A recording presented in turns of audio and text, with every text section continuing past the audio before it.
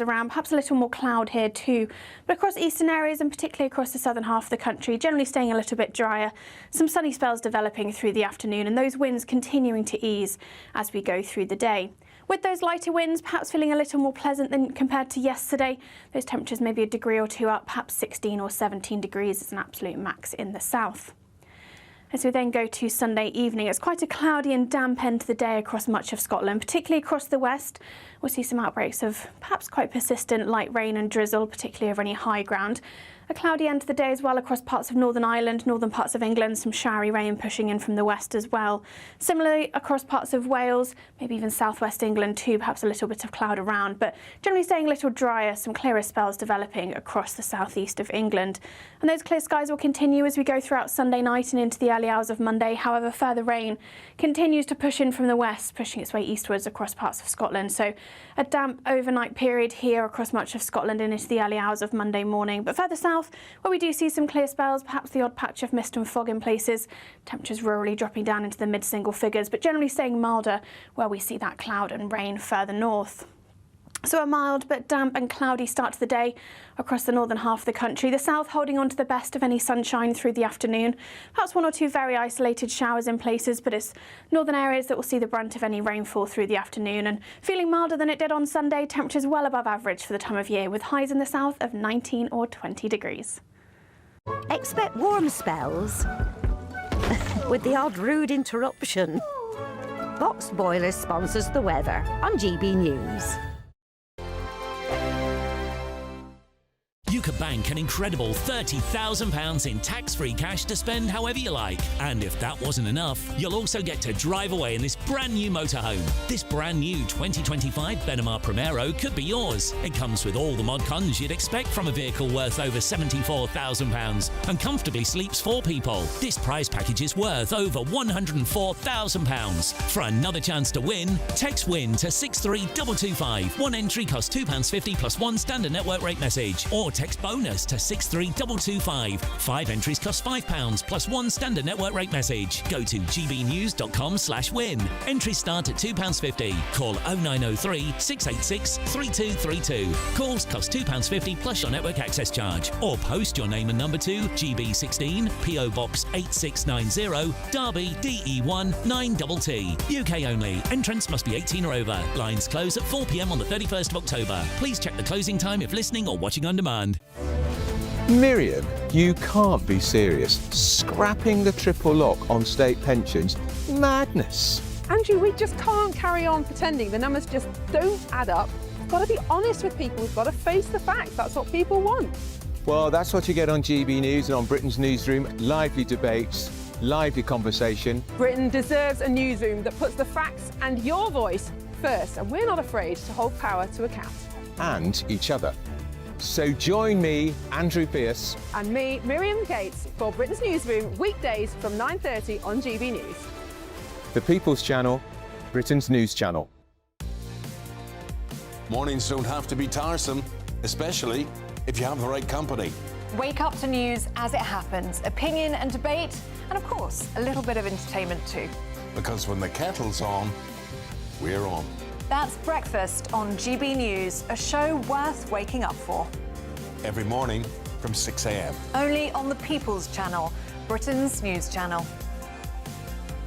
We'll spread the news, you spread the word. Decisions made in Washington aren't just shaping America, they're shaping Britain too. From migration to global security, from crime to health. Whatever happens in the White House today will be felt in your town or city tomorrow. That's why The Late Show is live from Washington, D.C. Cutting through the politics to show you what it all means for Britain. The Late Show live every night at midnight. Only on GB News, Britain's news channel. Join me, Nana Akwe, for an informative, interactive news programme with a difference. It's fun. No, he didn't say that, Dave. I'm so surprised. I think there's an element of truth to that. Join me from 3 p.m. every weekend, only on GB News, Britain's news channel.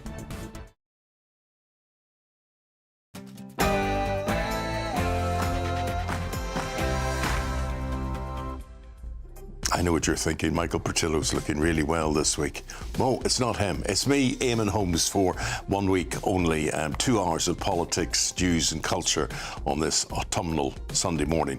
I'm going to be talking to my panel about the stories going through the papers today, including Angela Rayner using taxpayer-funded bodyguards to ferry her boyfriend around in her government car. Is there anything wrong with that, or are people getting their knickers in a twist unnecessarily about that? Let us know what you think. Israel, the aftermath of the synagogue terror attack this week. Will Godley, our reporter there from Manchester on the ground, will be crossing live to him. Will. Yeah, British and Israeli flags flying side by side here as the Manchester Jewish community gathers here to remember Adrian and Melvin, who died in Thursday's attack, and also remember those killed 2 years ago when Hamas attacked Israel. The place I know where men shed tears is here. All servicemen are part of that huge group. I mean, you never let it go. Let me tell you about Ride to the Wall. There you are, those riders there. Jack Carson is with them at the National Memorial Arboretum. That's in Staffordshire. It's an annual event, and we'll get a report from there shortly. Veterans honouring the dead and those who have made the ultimate sacrifice. Elsewhere today, Conservative Party conference, as you know, with Camilla there, is underway in Manchester. Kemi Badenoch announcing a new policy to protect Britain's borders. Will it be enough, Christopher Hope, for the Conservatives to recover in the polls? Great question, Eamon. Will it be enough for Tory MPs to stay with the party? This is a document, the Lord Wilson report, 180 pages long. This underlies the argument for leaving the ECHR. It's a challenge to voters, but first, it's a challenge to Tory MPs. Can they back it? I've got an MP with us at 11:45, Harriet Cross, the Tory MP for Gordon and Buchan. Stay tuned. It's the first question. OK, my friend, we look forward to that. 11:45 will be the time for that. Right now, it's time for the news headlines. Good morning, Bethany.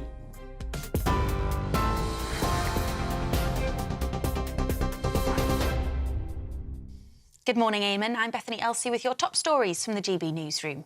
Israel's Prime Minister says he hopes to announce the release of all remaining hostages in Gaza within the coming days. Benjamin Netanyahu said it was the military and diplomatic pressure of Israel and the US which forced Hamas to agree to free those still being held captive, including those who've died. Hamas has agreed to some of the points within President Donald Trump's peace plan, but sticking points over the group's disarmament remain. Israel is sending negotiators to Egypt for indirect talks with the group tomorrow. They'll be joined by senior US envoys and Arab mediators. Police are to be given greater powers to restrict repeat protests. It comes just a day after almost 500 people were arrested at a pro-Palestine demonstration in central London. The majority of those who were detained on suspicion of supporting the banned group Palestine Action. The Home Secretary, Shabana Mahmood, says these frequent large-scale protests have caused considerable fear to the Jewish community. The plans could include ordering repeat protests to be held at different locations, rather than the same site for weeks on end. Russia fired more than 50 missiles and 500 drones into Ukraine overnight. President Volodymyr Zelensky says 5 people were killed in the attacks and that at least 10 people have been injured. Several regions were targeted, including the western city of Lviv and the port city of Odessa. Recovery efforts are ongoing. 2 people who were arrested in relation to the terrorist attack on a synagogue in Manchester earlier this week have been released and will face no further action. Counter-terrorism police have been granted extra time to question 4 others, 2 men in their 30s and 2 women aged 46 and 61, who were detained on suspicion of preparing terrorist acts. 3 men are still in hospital being treated for serious injuries after the attack. The Conservative leader Kemi Badenoch is pledging to deport 150,000 illegal migrants a year if her party wins the next election. The Tories say they plan to create a removals force modelled on the US Immigration and Customs Agency, and that it will be funded by closing asylum hotels. The announcement comes as the Conservative Party conference is getting underway in Manchester. You're up to date. I'll have more for you in an hour's time. Take the GB News family with you on any device. As long as you have an internet connection, tune into GB News anywhere on the planet or beyond.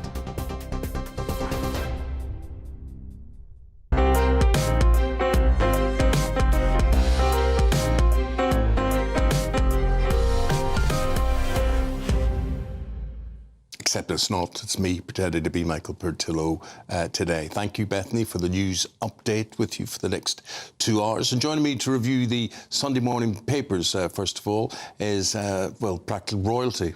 Former Labour Party Chair Baroness Hayter, who sits in the House of Lords. Very nice to see you. Good morning.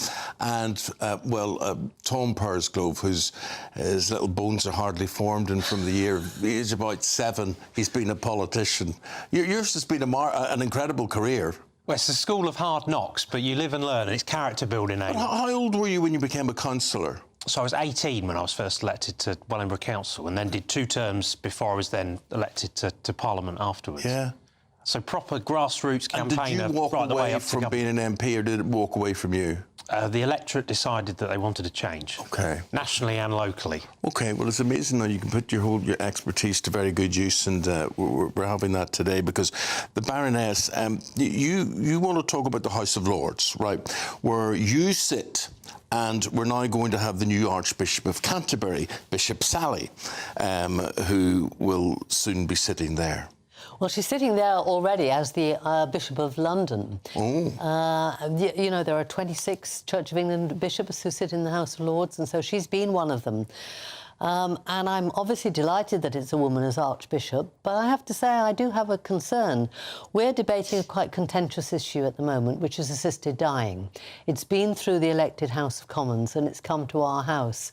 And our job, as always, is to scrutinise, to try and make legislation better, to test whether it really will do what it's, And her job would be what, to object to this? And she has said, which really surprised me when we went into the first debate on it, she says that when we come to the end of our session on it in the Lords, she is going to move that we do not proceed and send it back to the Commons. And I'm really alarmed by this because the protocol we have in the House of Lords is that we give way, if you like, or we recognise the authority of the elected House of Commons, and our job is to improve legislation but not change what they've passed.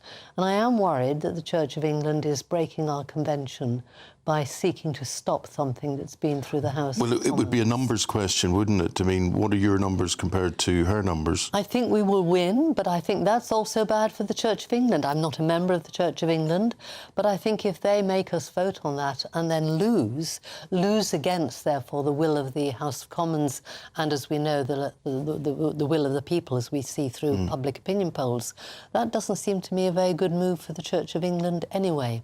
So I hope now she's Archbishop, she might rethink whether this is a sensible move for her to make. I wonder what she'll be next week, Tom. This woman's career has been absolutely incredible. I mean, chief nurse in England and now head of the Church of England. How incredible.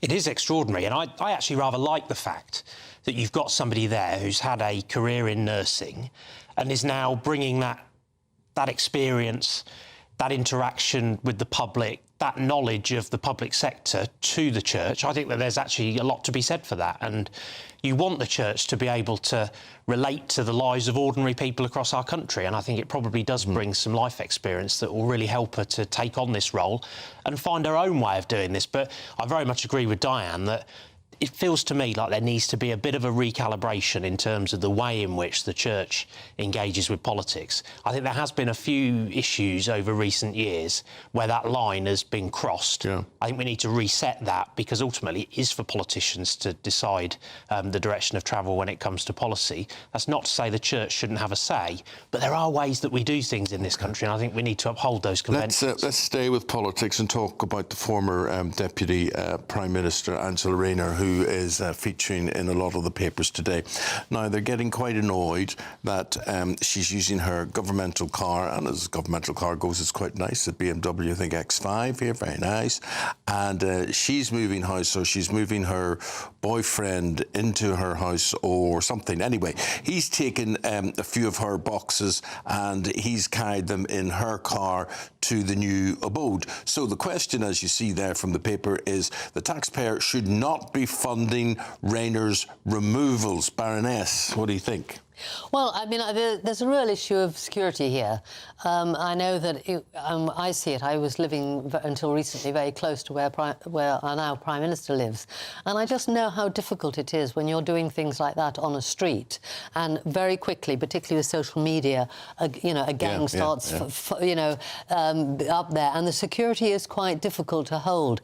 And of course it is. Well, I'd say to whoever's written this story, you say, you try doing her job. You try moving about. She's on death list. She's had threats made against her. Whatever. What is your problem? Do I care as a taxpayer that her other half is ferrying boxes about in her car? No, I personally don't. Tom? The challenge is always complexity meeting social media and media coverage when it comes to things like this. And actually, Angela Rayner is a very high-profile figure, has just left government. There will be a sophisticated threat picture in relation to her, I've no doubt, that the authorities will want to respond to by making sure that she's got the right security, exactly the same way in which Nigel Farage has got security, and it's right that he has the right level. He's only got 3/4 of that security. Well, and to be honest, I have some real sympathy. I've known Nigel for a long time, and I know, actually, I've witnessed people act in a way that is very intimidating and very threatening towards him. And so that does need to be kept on top of. We do need to keep all of our frontline politicians safe, but it doesn't look brilliant, I think, this particular story. And, there would be an argument that people across the country, your viewers, would think that if you're a politician, you should pay for your own removals. It's all about the perception when it comes to these sorts of things. And so you've got to keep that in mind in terms of the specifics of the usage of the product. The fact that the media were there to take pictures of it just shows she can't do anything privately. And candidly, she should be left alone. Yeah. Well, have your say. Get in touch with us. You know what to do with that. Just get in touch with the website, and there it is, /your say. Register what you have to state.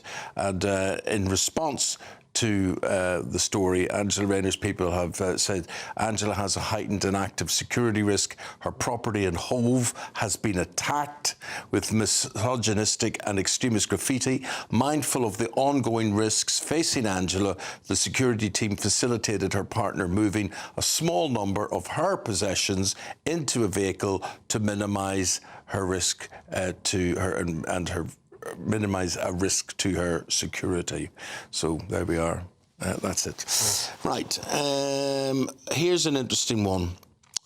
When it comes to our wills, or people leaving stuff in their wills, the papers, again, they're getting annoyed about this today. I'm not annoyed about this at all. They're saying that people in this country leave more money to animals than to soldiers. Now, my point about this, Tom, is it's not my job to leave money for the soldiers. I think it's incredible. That's a government's responsibility, right, to look after their health, their safety, their security, their future, whatever it happens to be. The voluntary things, the RSPCA, the Dogs Trust, the Cats Protection League, whatever, I think no human will ever get as much love as they do from an animal, and no one cares about the animals. So what's the problem? Well, I can tell you that when I was an MP, probably the issue that I got contacted about most frequently in terms of volume of emails was when we were debating issues to do with animals. Extraordinary amounts of correspondence used to hit my inbox from my constituents, raising those concerns, asking me to vote a particular way. So the figures in that story today don't surprise me at all. People care passionately about animals. We are a nation of animal lovers. And ultimately, this is people's own money. They can spend that how they wish. And if they want to donate to animal causes, that's great. But I do think, actually, it would would be rather helpful, wouldn't it? If, rather like in one of the leading supermarkets, so I won't name because I don't want to get you into trouble, I rather like it when you get your little token and you get to put it in the box and you can see through the glass case the way in which the various causes are stacking up against each other, and I quite often use mine to try and level it up a bit. So if we could find a way of bringing some greater transparency to giving to try and help people to make informed decisions, that would actually be really helpful to us, so we don't stack money up all in one cause and perhaps deprive others. I guess I feel it more. I used to run an organisation called Alcohol Concern, and I found it very difficult raising money for people who've got results of alcohol abuse. And I always saw how I used to call fluffy animals and children, you know, it was very easy for them to get money. And I was at a meeting once of other charities saying, oh, it's really difficult fundraising for alcohol, people with drink problems. And someone turned to me and said, be quiet. He said, I raise money for people with incontinence problems. You try raising money for them. Yeah. And that's the point, I think. There are a lot of old people's charities that find it much harder. They don't have, you know, the nice pictures to put on television. So, you're partly right that part of this should be funded, obviously. But as should children's health, but they can still raise as should funding. hospices, as should... And it's all about trying to do extra, trying to do more. And Tom, you raised a point there about people's concerns. 2 weeks ago, I went down to this animal testing laboratory in Cambridgeshire, where they have these beagles. This American company have these beagles which they put bleach in their eyes and whatever to see if domestic stuff we use at home, hand wash or whatever, will have a reaction on humans and all that. So like dated form of technology is not needed, but absolutely scandalous. I look at that and I think, you know, if you care about animals and you care about life in general, that should be stopped. That shouldn't be allowed to happen. But you have to be very careful about this. I mean, a lot of stuff was about not testing makeup and things like that on animals. The issue is they have to be tested on a living thing before you sell them in any shop. No, it's no good. I'm telling you, it's no good that the testing does not correlate between a dog, a beagle, and a human being. Hang on a moment. What was happening is that they were using poor people in third world countries, basically, and testing them on women there. Well, that's horrendous too. So you're saying it's OK to do it on a dog? No, I'm not. I'm saying that at one point you have to test something on a living. You don't have to test it. Yes, you could not possibly sell something, particularly for makeup. Well, then don't make it. Well, in that case, you know... So you would sit... I'm sitting looking at you now, and you're sitting saying you would have a beagle sitting in front of you with bleach being put in its eyeball. The issue with a beagle is that you can absolutely anaesthetise. I never get that word out rightly. Let me tell you something. I used to work a lot in medical, with charities and that, and we cannot do a lot of work in this country like teaching people on animals. So we used to take our surgeons to France, where we could teach them on an anaesthetised pig, you know, early surgeons about how to cut, how to stop bleeding within the body. And the pig was, you know, anaesthetised and then was killed afterwards. We don't do that in this country. We don't allow people to learn surgery on animals. But we do put bleach in their eyes. So what we do, we learn on human beings. So the surgeon's first cut ever will be on a human being in this country, not on a pig, which we can do in other countries. So I do think there are, this isn't easy, but I do think there are issues here about how we protect human beings. Well, that's what the Baroness thinks. What do you think? You've heard what Tom had to say on it as well. And if you've got a view on this, you feel strongly about this. I've made my position clear on this. The testing lab in Cambridge should be shut down. It shouldn't be allowed to exist. It's a shame on any politician who turns a blind eye to it in this country. I'd just like to be a bit controversial. That was a pun. That was also a pun. Yeah. A blind eye. I like to be a bit controversial this time of the morning, wake people up this gentle Sunday morning. Thank you, Baroness, and thank you very much indeed, Tom Pursglove, as well. Coming up, we're going to go live to Manchester. Conservative Party conference is happening there, and there's a rally in support of Israel currently underway as well at the Cathedral, and we'll be going there right after this. Please do stay with us, and we'll see you right after the break.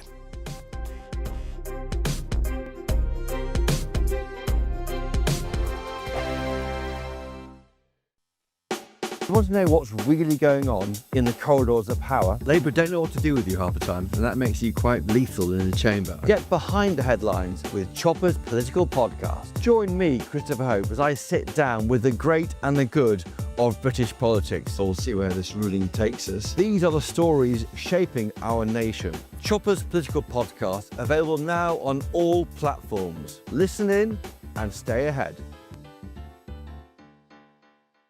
Exciting news. Every Friday, my Patrick Christie's Tonight Show is going to have a twist to it. We're welcoming some special guests. You. That's right, on Fridays I'm going to be doing my show in front of a live studio audience because this show is about you and what you have to say. It's going to be the same big debates, same big topics, same big opinions. But every Friday night at 9 p.m, you are invited to come on down to Patrick Christie's Tonight to be a part of the action. Only on GB News, the People's Channel, Britain's news channel. GB News Breakfast, every day from 6 a.m. Liz Mitchell, MBE, gracing us with her presence on the sofa this morning. Liz, so good to have you with us. I am happy to be here. You have the most incredible voice, the voice of a generation, the whole disco era. It is down to you. What do you think has made your songs so timeless? I mean, everybody knows them, don't they? Everybody knows them. Everybody. One thing I'm very grateful for is the temper of our music, because it seems to be very friendly, warming, and even our slow songs. I was playing one just the other day for my 2-year-old grandson, and he said, more. I was so happy. I'm with him on that. There's a real sense with your music, though, that it is uplifting. Yes. And you feel happy listening to it. I mean, despite whatever it is you're singing about, almost, it's just there's a joy to it. Yes, and that is really a gift, I think, that most artists would want to have, is that when they make their music that is lasting and that is bringing happiness to people. Because for me, that's the whole point of singing. You know, you should be able to make the people you're entertaining feel happy, hear something good, forget the pain for a moment and just want to dance and just feel good. And Boney M music is all over TikTok, isn't it? It's being remixed all the time. How do you feel watching your music being reinvented like that? It is really wonderful. This has been going on since the 90s, even before the 90s, people were remixing our songs. So it's the uniqueness of the vocals, because that's what is given to them, just the plain vocals, and then they put new music on it, and it still sounds like Boney M. The People's Channel.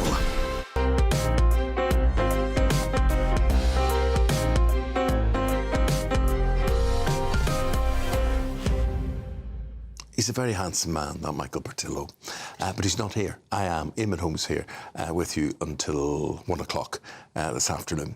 A Manchester Stands with Israel rally is taking place outside Manchester Cathedral today following the attacks on Thursday. Counter-terrorism police have been given permission to hold I thought it was 6 suspects. I think we're now 6 suspects are being held in Manchester following the attack. They will be held at least until Wednesday. And the rally also comes days before the 2nd anniversary of the October 7th attack, as Hamas agrees to a peace deal, we believe, set up by President Trump. Developments on that will become apparent as the week progresses. Let's go to Manchester. Will Godley, our reporter for us today, to tell us what is going on. Will, good morning.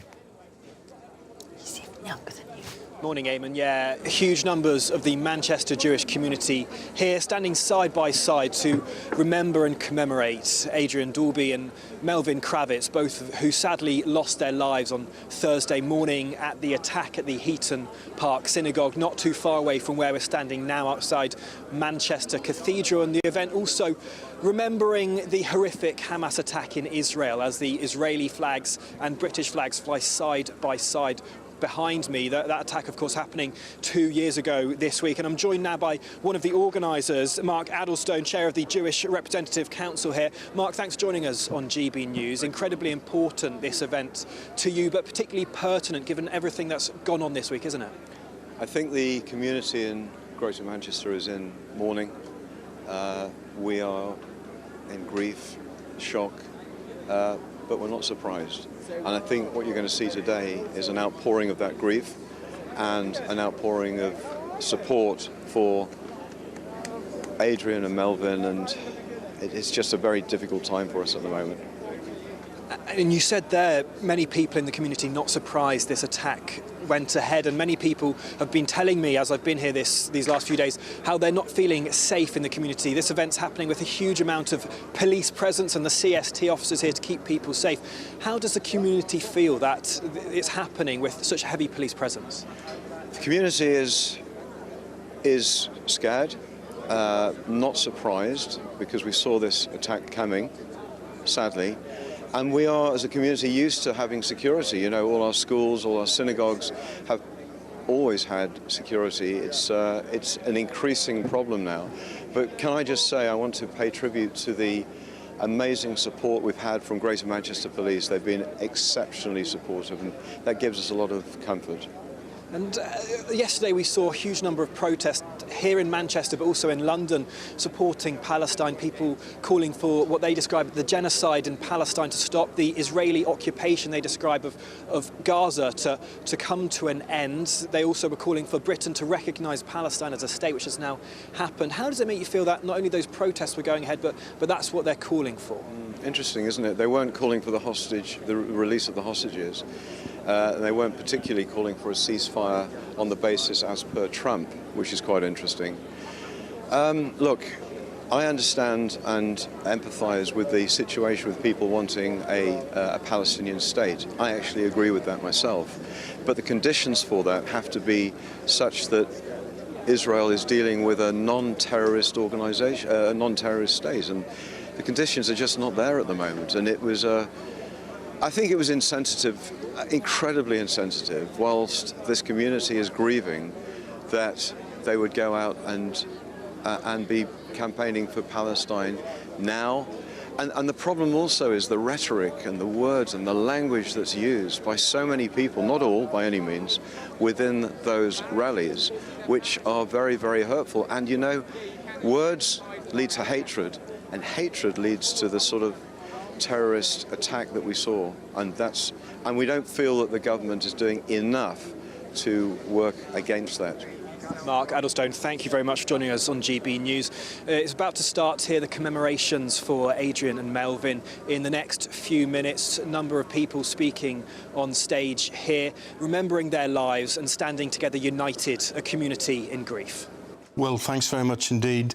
Mention there of the protests that were in London yesterday, the pro-Palestine protests, and Dougie Beattie was covering them for GB News. And you, of course, were doing this 2 weeks ago with the Tommy Robinson march as well.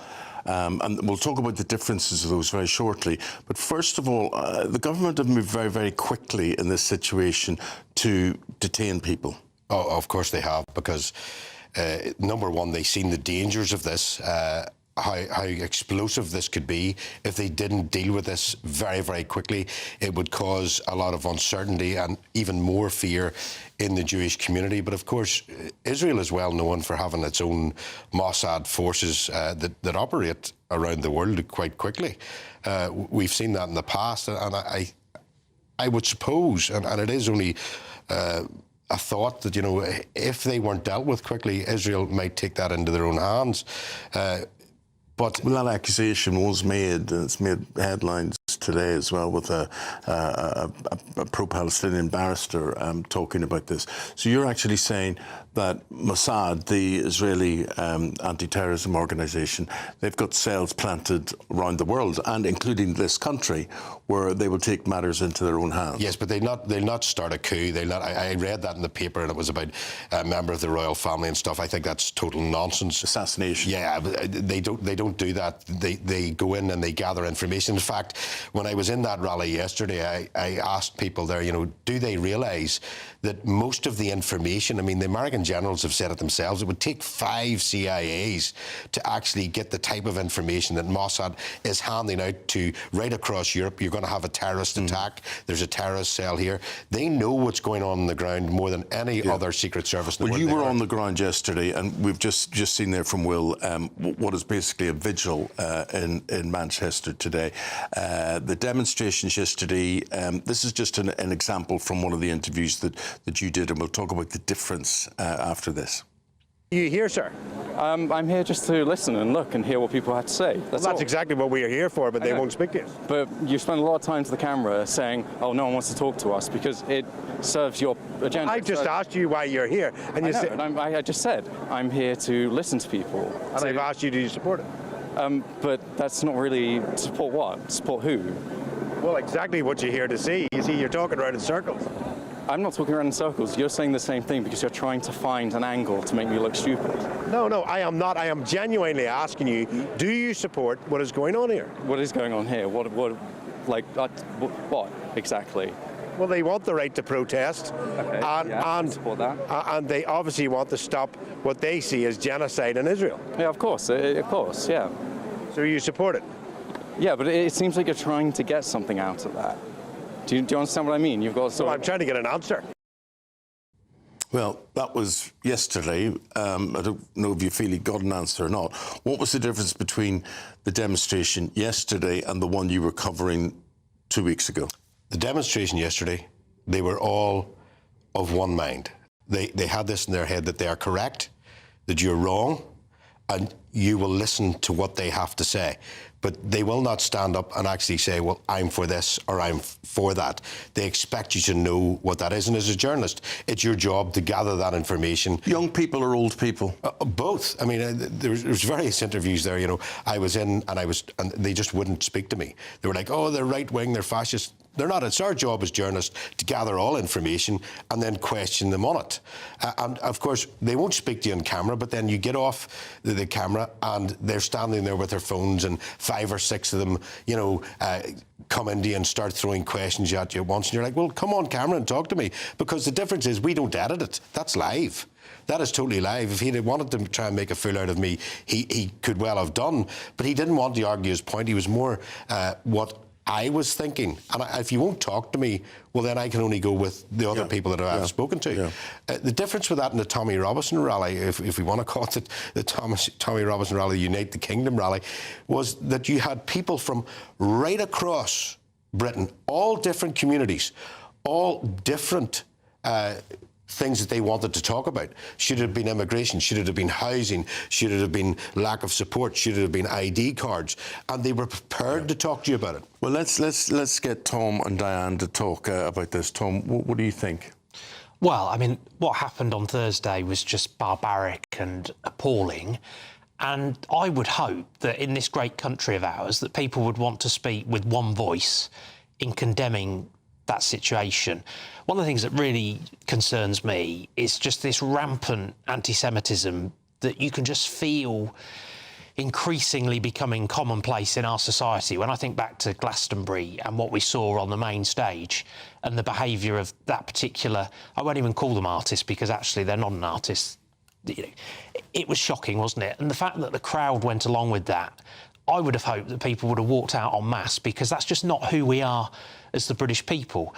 But to have gone about these protests in the immediate aftermath of a terrorist incident, I think was deeply disrespectful and actually has only inflamed a situation that was already very challenging. And I don't think this is sustainable.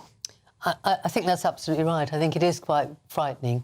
Many of my family and friends knew nothing about what happened because they really are. They take that day of very seriously. There's no television, radio. They don't pick up their phones, And at the end of that day, when you think about what's happening in your life and you're meant to look for forgiveness, if you like, all things, to then find that was deeply shocking. And then to see other people continuing with these demonstrations. And incidentally, the demonstration was hardly even about the children of Gaza. It was more about their rights to protest in favour of a banned organisation. So the attention is on about people being arrested. It's on about whether it's right or wrong that we banned a particular organisation. It wasn't even about the children of Gaza, which they propose, they say that they're in support of. So it was neither helping the children of Gaza, but it was also really, as Thomas said, a real sort of kick in the teeth. Guys, we're just short of time. I've just got to cut across you. Dougie, there is another vigil or demonstration today. How would you describe it, and what are you working on today? Well, it's a commemoration, and it is actually, ironically, in the same place in Trafalgar Square. It is a commemoration of October the 7th.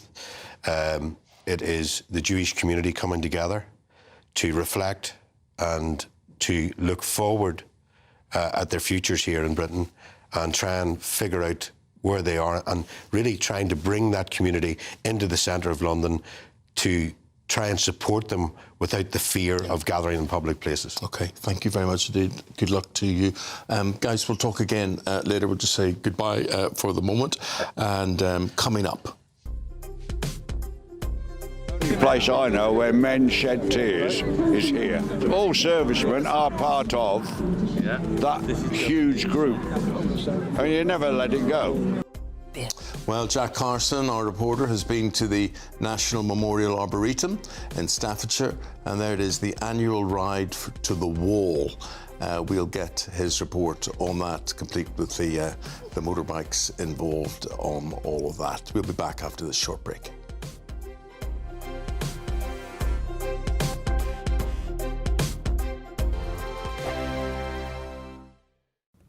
Good morning and welcome to your latest GB News weather from the Met Office. Storm Amy brought disruption for many of us on Saturday, and those winds will continue to ease as we go through the rest of today. However, there is still a bit of wet weather around. It's associated with these weather fronts just sweeping across the very far north of the country. However, high pressure down towards the south is bringing something a little more settled compared to what we've seen recently. So across parts of the north and northwest, there will be a few showers around, perhaps a little more cloud here too. But across eastern areas and particularly across the southern half of the country, generally staying a little bit drier. Some sunny spells developing through the afternoon, and those winds continuing to ease as we go through the day. With those lighter winds, perhaps feeling a little more pleasant than compared to yesterday. Those temperatures maybe a degree or two up, perhaps 16 or 17 degrees is an absolute max in the south. As we then go to Sunday evening, it's quite a cloudy and damp end to the day across much of Scotland, particularly across the west. We'll see some outbreaks of perhaps quite persistent light rain and drizzle, particularly over any high ground. A cloudy end to the day as well across parts of Northern Ireland, northern parts of England, some showery rain pushing in from the west as well. Similarly across parts of Wales, maybe even southwest England too, perhaps a little bit of cloud around, but generally staying a little drier, some clearer spells developing across the southeast of England. And those clear skies will continue as we go throughout Sunday night and into the early hours of Monday. However, further rain continues to push in from the west, pushing its way eastwards across parts of Scotland. So a damp overnight period here across much of Scotland and into the early hours of Monday morning. But further south, where we do see some clear spells, perhaps the odd patch of mist and fog in places, temperatures rurally dropping down into the mid-single figures, but generally staying milder where we see that cloud and rain further north. So a mild but damp and cloudy start to the day across the northern half of the country. The south holding on to the best of any sunshine through the afternoon. Perhaps one or two very isolated showers in places, but it's northern areas that will see the brunt of any rainfall through the afternoon. And feeling milder than it did on Sunday, temperatures well above average for the time of year, with highs in the south of 19 or 20 degrees. At GB News, we love to hear from you, our loyal community. So drop us a line at gbnews.com/yoursay. There you can talk to each other and also to the presenters live on air. gbnews.com/yoursay, because GB News is your channel, Britain's news channel. Join me, Nana Akweer, for an informative, interactive news programme with a difference. It's fun. No, he didn't say that, Dave. I'm so surprised. I think there's an element of truth to that. Join me from 3 p.m. every weekend, only on GB News, Britain's news channel. From the GB newsroom, we bring you the news as it happens. With our team of dedicated journalists across the UK, we're ready to keep you up to date with what's happening every half an hour, every single day. Bulletins here on GB News, the People's Channel, Britain's news channel.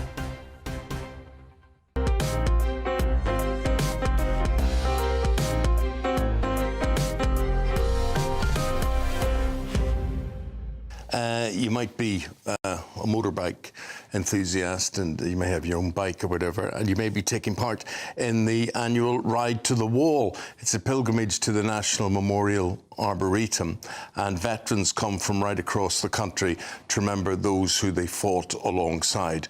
Our national reporter Jack Carson with the story.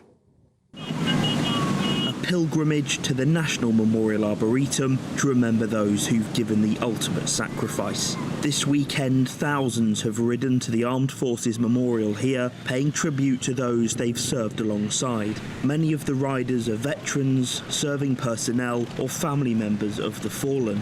Riders donate to take part, and with other fundraising, more than £1.8 million has been raised since it began in 2008. For Managing Director at the National Memorial Arboretum, Philippa Rawlinson, it's an honour to take part. It's a sense of camaraderie, it's remembrance, it's uniting people in remembering, and also importantly for the Arboretum as a charity, raising funds for us. I'm really excited and honoured because it feels, rather than being here to welcome the Wallers, which it was my privilege to do back in 2019, my first year, being asked to be part of the community is something very, very special and I treasure dearly. And as Philippa heads off to join the route, others watch on as more bikes arrive. More than 7,000 people and more than 5,500 bikes have made the journey to the Arboretum today, many of them decorated with a national or regimental flag.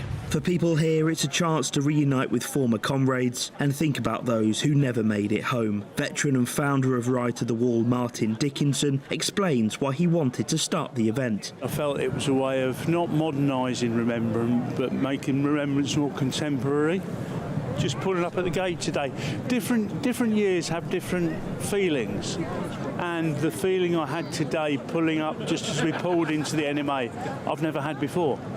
And it was quite an emotional feeling. People ride here from across the UK and from even further afield. For veterans Phil and Dave, it's been a journey all the way from Spain. It's the times we had together, and people shed tears here, and it's the only place I know where men shed tears is here. All servicemen are part of that huge group, and you never let it go. The biggest emotion I had was one year I came here, and all the time I've been at the wall, I've seen names, but I went to lay a wreath, and as I walked up, I looked up the wall, and there was two of those names that are my friends that died. Sorry, it's getting to me now, but yeah. Whilst each of these bikers ride for someone different, they all ride together. Jack Carson, GB News. Well, they're all well gathered, having a great day there. Just reaching for my glasses, forgive me. Ugh. Right, these are your say. You're having your say and you're getting in touch there. I can't read that. That's all very good. That's very embarrassing. That's very kind. And Angela Rayner, and using the removals firm, not using the removals firm, using her government-paid vehicle to ferry her possessions about from house to house. Do what the rest of us do, pay a removals firm for you to do it and pay for it yourself. But you're not a member of the government. That's her job. She's been told to move house. You know, she's a security risk as well. Church of England. The church and royalty are institutions that should be unifying forces. They're not there to stoke the fires of division by getting involved in politics. They're both under threat of losing support, and alienating a chunk of that support is not a sensible move for either of them. Animal testing, which we were talking about, the terrible testing farm that there is in Cambridgeshire. Alison says, I'm sorry, but testing animals should never be allowed off. End off. Charlie said, if Eamon's never been right about anything in his life, he's absolutely correct about this one on the treatment of testing animals. I'm amazed that it's still happening when it was talked about 40 years ago. How many more products do we need? Keep those coming in. Have your say. 42 minutes past 11. Coming up, we're going to go live to the Conservative Party conference in Manchester. Kemi Badenoch's party in the spotlight there. And hopefully you can join me right after the break.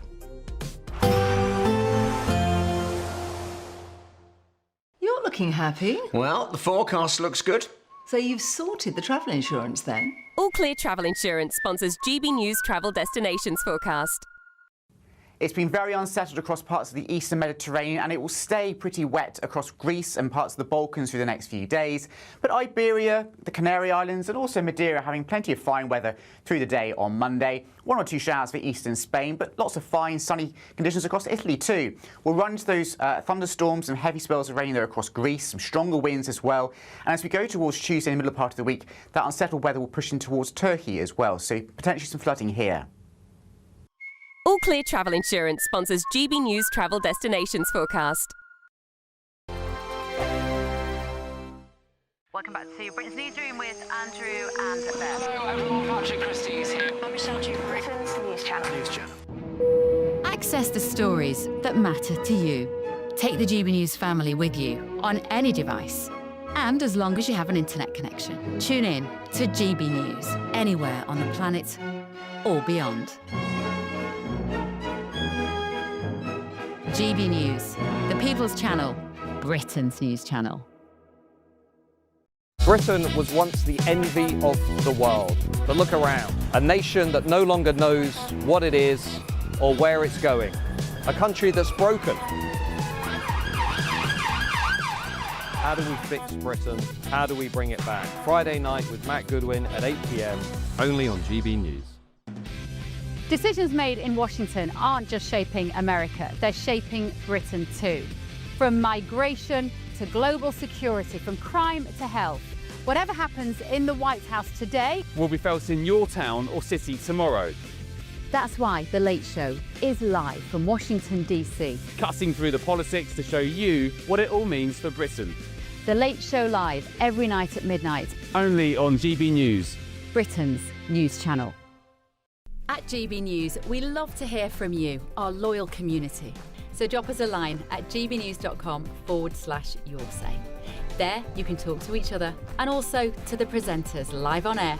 gbnews.com/yoursay, because GB News is your channel, Britain's news channel. Hi, I'm Michelle Dewberry, and my show is your opportunity to cut through all the noise and dive in headfirst to some robust debates. Ideas clash. Situation, no, isn't it? No, because the failure is you're deliberately avoiding my point. Nothing's held back. And if you think this is the end of it, wait for more. And we do not shy away from the difficult stuff. Sometimes I want to shake people and say, if only you understood. So join me on Jubes & Co weeknights at 6 p.m. only on GB News, Britain's news channel. Join me, Nana Akwe, for an informative, interactive news programme with a difference. It's fun. No, he didn't say that, though. I'm so surprised. I think there's an element of truth to that. Join me from 3 p.m. every weekend, only on GB News, Britain's news channel. Mornings don't have to be tiresome, especially if you have the right company. Wake up to news as it happens, opinion and debate, and of course, a little bit of entertainment too. Because when the kettle's on, we're on. That's Breakfast on GB News, a show worth waking up for. Every morning from 6 a.m. Only on the People's Channel, Britain's news channel. We'll spread the news, you spread the word.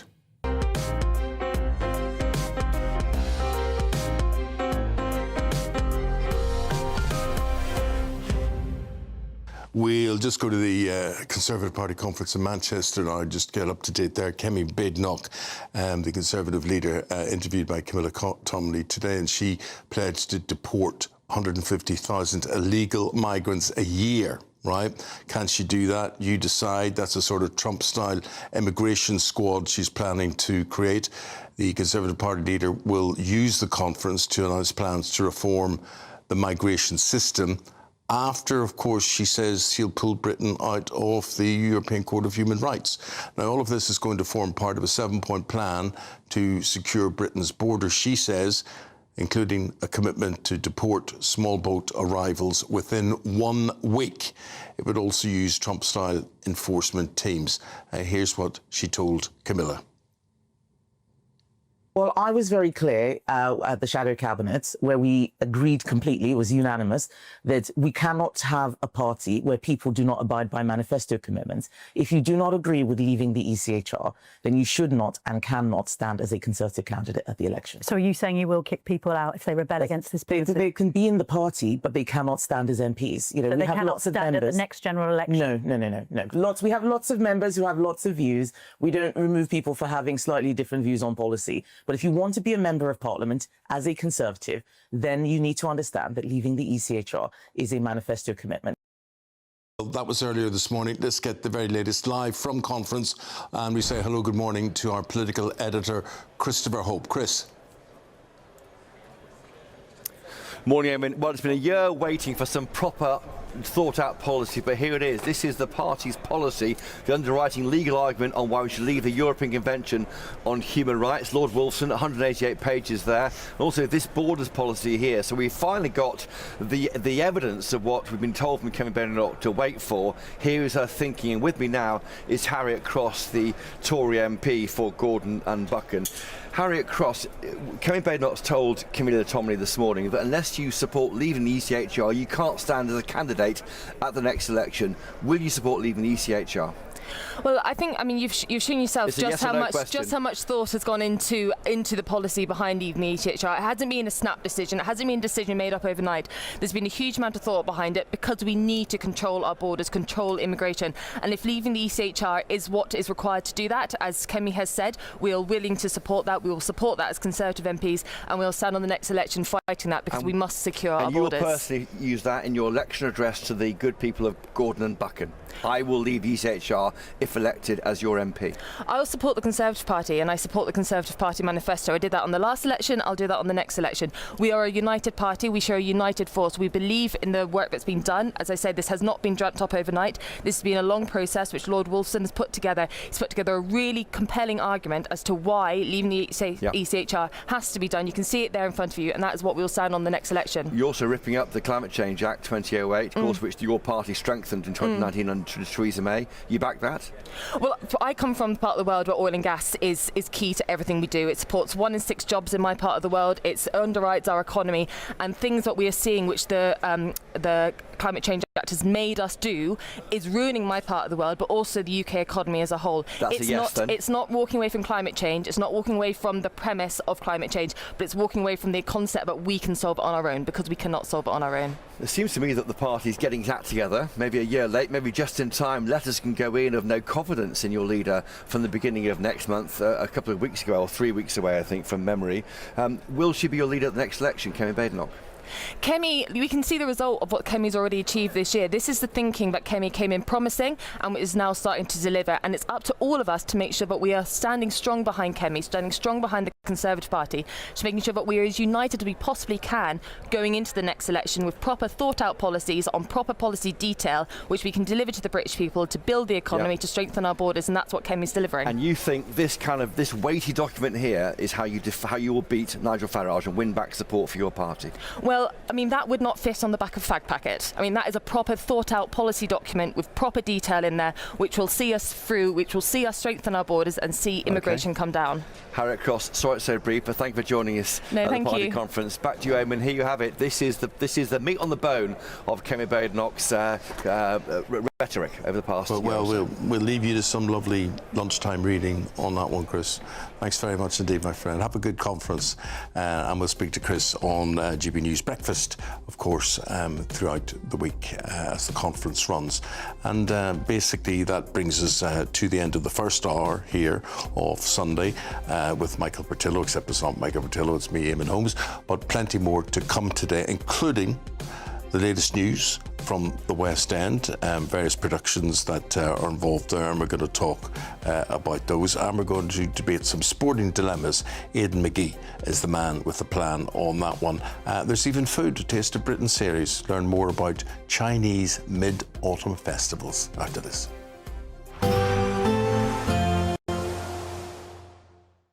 Expect warm spells with the odd rude interruption. Boxed Boiler sponsors the weather on GB News. Good morning and welcome to your latest GB News weather from the Met Office. Storm Amy brought disruption for many of us on Saturday, and those winds will continue to ease as we go through the rest of today. However, there is still a bit of wet weather around. It's associated with these weather fronts just sweeping across the very far north of the country. However, high pressure down towards the south is bringing something a little more settled compared to what we've seen recently. So across parts of the north and northwest, there will be a few showers around, perhaps a little more cloud here too. But across eastern areas and particularly across the southern half of the country, generally staying a little bit drier. Some sunny spells developing through the afternoon, and those winds continuing to ease as we go through the day. With those lighter winds, perhaps feeling a little more pleasant than compared to yesterday. Those temperatures maybe a degree or two up, perhaps 16 or 17 degrees is an absolute max in the south. As we then go to Sunday evening, it's quite a cloudy and damp end to the day across much of Scotland, particularly across the west. We'll see some outbreaks of perhaps quite persistent light rain and drizzle, particularly over any high ground. A cloudy end to the day as well across parts of Northern Ireland, northern parts of England, some showery rain pushing in from the west as well. Similarly across parts of Wales, maybe even southwest England too, perhaps a little bit of cloud around, but generally staying a little drier, some clearer spells developing across the southeast of England. And those clear skies will continue as we go throughout Sunday night and into the early hours of Monday. However, further rain continues to push in from the west, pushing its way eastwards across parts of Scotland. So a damp overnight period here across much of Scotland and into the early hours of Monday morning. But further south, where we do see some clear spells, perhaps the odd patch of mist and fog in places, temperatures rurally dropping down into the mid-single figures, but generally staying milder where we see that cloud and rain further north. So a mild but damp and cloudy start to the day across the northern half of the country. The south holding on to the best of any sunshine through the afternoon. Perhaps one or two very isolated showers in places, but it's northern areas that will see the brunt of any rainfall through the afternoon. And feeling milder than it did on Sunday, temperatures well above average for the time of year, with highs in the south of 19 or 20 degrees. Expect warm spells with the odd rude interruption. Boxed Boiler sponsors the weather on GB News.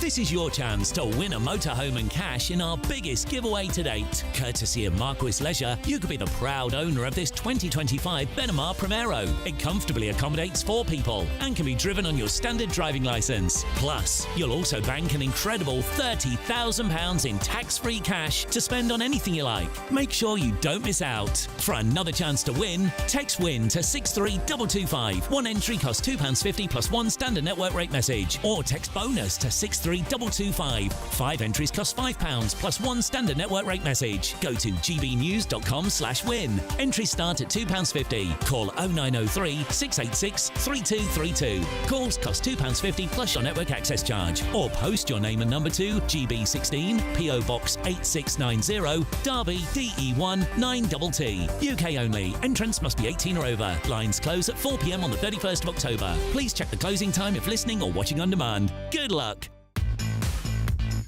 5 hosts, 5 opinions, 5 fearless debates, 5 unfiltered takes on the day's news. 5 reasons not to be anywhere else on Saturday night. This is the Saturday 5. You got me. You got me good there. Britain's biggest Saturday night TV show. It's not a bad brand. Yeah. Uncensored. Very, very racy tonight. On the unpredictable. What does she say? Can you translate it for us? And always entertaining. And how can a country go from being led by William Wallace Saturday nights from 6 p.m. only on GB News, the People's Channel. Britain's news channel. You're going to want to stay tuned, trust me. Westminster's full of talk, but out here, it's the real world. Am I allowed to talk then? No, that's it. This is where it matters, real people and real lives. That's what politics is all about. In fact, has Trump made a good start? No. Straight answers, no spin, and just a couple of pints. How many fingers have I got up? About 10. So join me for Lee Anderson's Real World every Friday at 7 p.m. only on GB News. The People's Channel, Britain's news channel. You want to know what's really going on in the corridors of power? Labour don't know what to do with you half the time, and that makes you quite lethal in the chamber. Get behind the headlines with Chopper's Political Podcast. Join me, Christopher Hope, as I sit down with the great and the good of British politics. We'll see where this ruling takes us. These are the stories shaping our nation. Chopper's Political Podcast, available now on all platforms. Listen in and stay ahead. Britain was once the envy of the world. But look around. A nation that no longer knows what it is or where it's going. A country that's broken. How do we fix Britain? How do we bring it back? Friday night with Matt Goodwin at 8 p.m. only on GB News.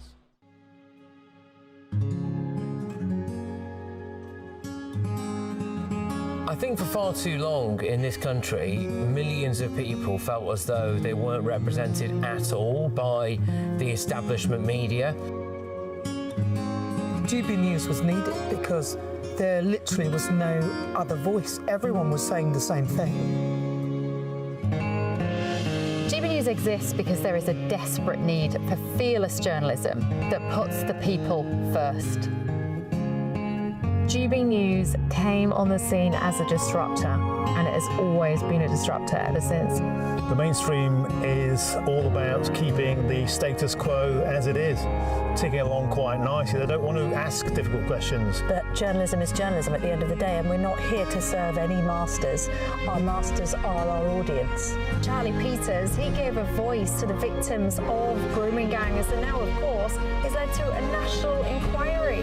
GB News exists to make sure those concerns are put forward, and people feel as though what they want to ask is put to those in power. We don't take orders from anyone. We ask the questions our viewers and listeners want answering. I know what's actually being discussed by my family and my friends.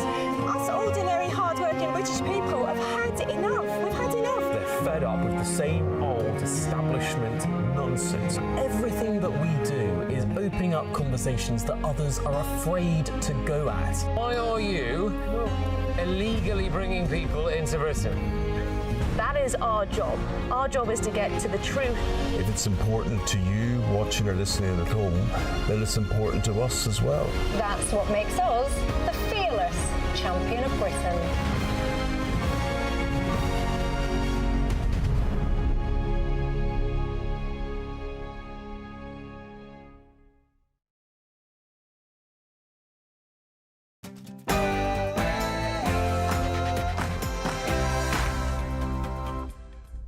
Hello there again, just coming up to noon exactly.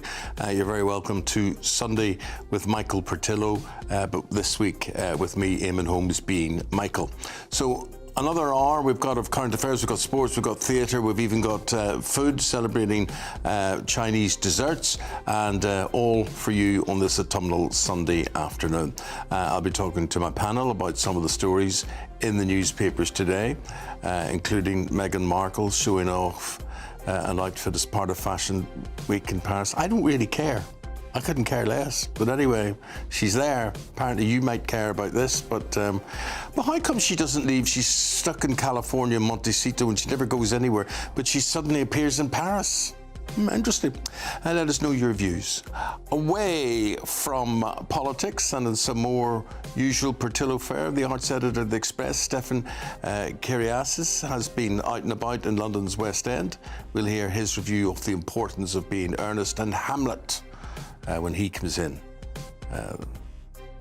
Elsewhere, plenty of Premier League dilemmas. The season continues there, and Aidan McGee's going to talk and look at nostalgia and football. And both Aidan and I are of the opinion that football is not what it used to be. It's not as exciting or as unpredictable as it was in the 70s or the 80s. But what's to blame for that? We have our theories. Have you got your theories? Let us know. And in the latest instalment of our Taste for Britain, we'll be learning about the Chinese Mid-Autumn Festival and sampling mooncakes. Okay, but first, latest news headlines. Bethany, good morning.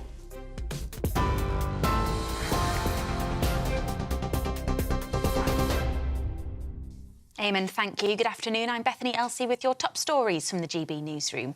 Israel's Prime Minister says he hopes to announce the release of all remaining hostages in Gaza within the coming days. Benjamin Netanyahu says it's the military and diplomatic pressure of Israel and the US which has forced Hamas to agree to some of the points within Donald Trump's peace plan. However, sticking points over the group's disarmament remain. Israel is sending negotiators to Egypt for indirect talks with the group tomorrow.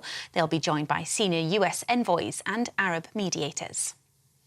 Police are to be given greater powers to restrict repeat protests. It comes just a day after almost 500 people were arrested at a pro-Palestine demonstration in central London. The majority of those were detained on suspicion of supporting the banned group Palestine Action.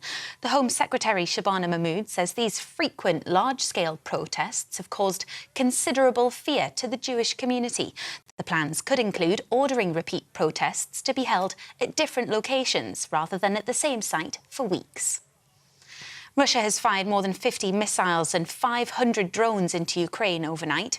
President Volodymyr Zelensky says 5 people were killed in the attacks and at least 10 people have been injured. Several regions were targeted, including the western city of Lviv and the port city of Odessa. Recovery efforts are ongoing. 2 people who were arrested in relation to the terrorist attack on a synagogue in Manchester earlier this week have been released and will face no further action. Counter-terrorism police have been granted extra time to question 4 others. 2 men in their 30s and 2 women aged 46 and 61 were detained on suspicion of preparing terrorist acts.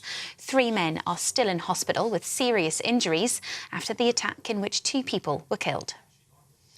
Police are treating a suspected arson attack at a mosque in East Sussex as a hate crime.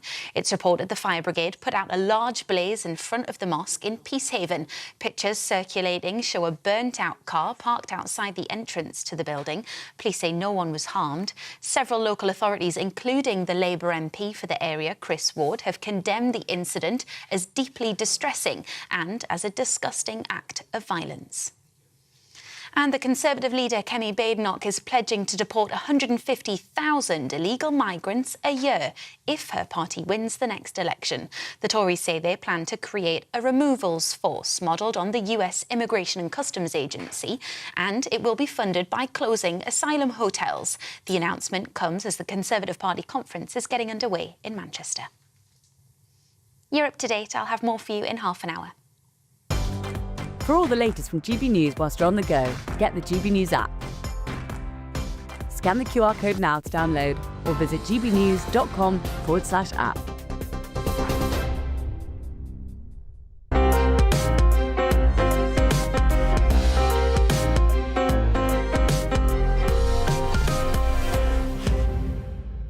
Well, to get us underway and joining me to review these Sunday morning newspapers, former Labour Party Chair Baroness Hayter and former Conservative Minister Tom Pursglove. Very nice to have you both. Could I start with the story obviously making the news and announced today at conference, front page of the Express. They're calling this the Conservative ICE Force, which would deport 150,000 people a year, and this is similar to what Donald Trump is running in the USA. Well, look, I think this is really welcome, and I've been agitating... Is it doable? So I think so, and I've been agitating for quite some time, like so many of your viewers, for a clear Conservative Party policy about what we're going to do about illegal migration, because the position has got far worse under this government. There is no deterrent at the front end of the system, and that is creating complete chaos with increased numbers of people coming. What this policy will do is that at the front end, you can have that meaningful deterrent, such as a Rwanda-type scheme, and returning people back to country of origin, which is obviously the best option where you can deliver that.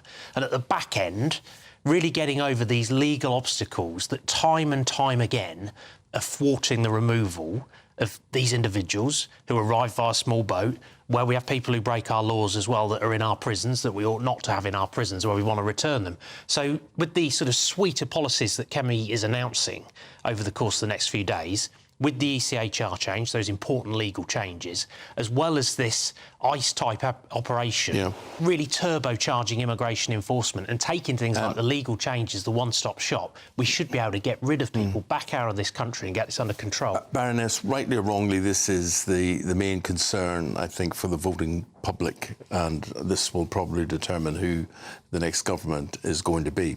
The Labour Party could instigate the changes that Tom has outlined there. Why don't they? Well, can I just say, the Tories will never take advice from me, but I would advise them not to try and follow Trump. He is not very popular here, and whatever they're proposing, the idea that you're going to do it a Trump style, I would think is bad politics. And also, it's very hard to take lessons from the Tory party, under whom all these numbers built up. It's not very hard to do the right thing. But that was the third point I was going to come to. It seems to me, whatever she's proposing, it's going to be 4 years off because we won't have an election. I think we have the issue now that we have to face.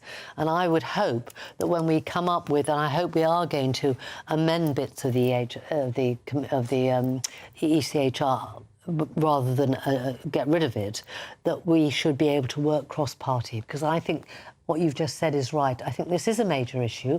I don't think it's the issue. Actually, I think people's shopping baskets and how much that costs them a week is actually the biggest issue. But it is a major issue, and I think we need to work on it as a country now. And I hope that when we come up with some proposals about how we can, for example, take away some of the rights for an appeal against denial of asylum to be held on paper rather than in person. There are other things we can do to speed it up so that those who claim asylum we can get through the system and then get them out as soon as possible. I would like to see a much more cross-party approach now, not waiting for 4 years and making promises 4 years down the line. You see, I agree with the Baroness there. If ever there was anything that was in the interests of the whole country, it's getting this immigration thing sorted out. You both referenced changing the ECHR, but would you be allowed to change with them? Are you either in or out? So I'm very sceptical about the chances, the prospects of being able to initiate reform of the ECHR.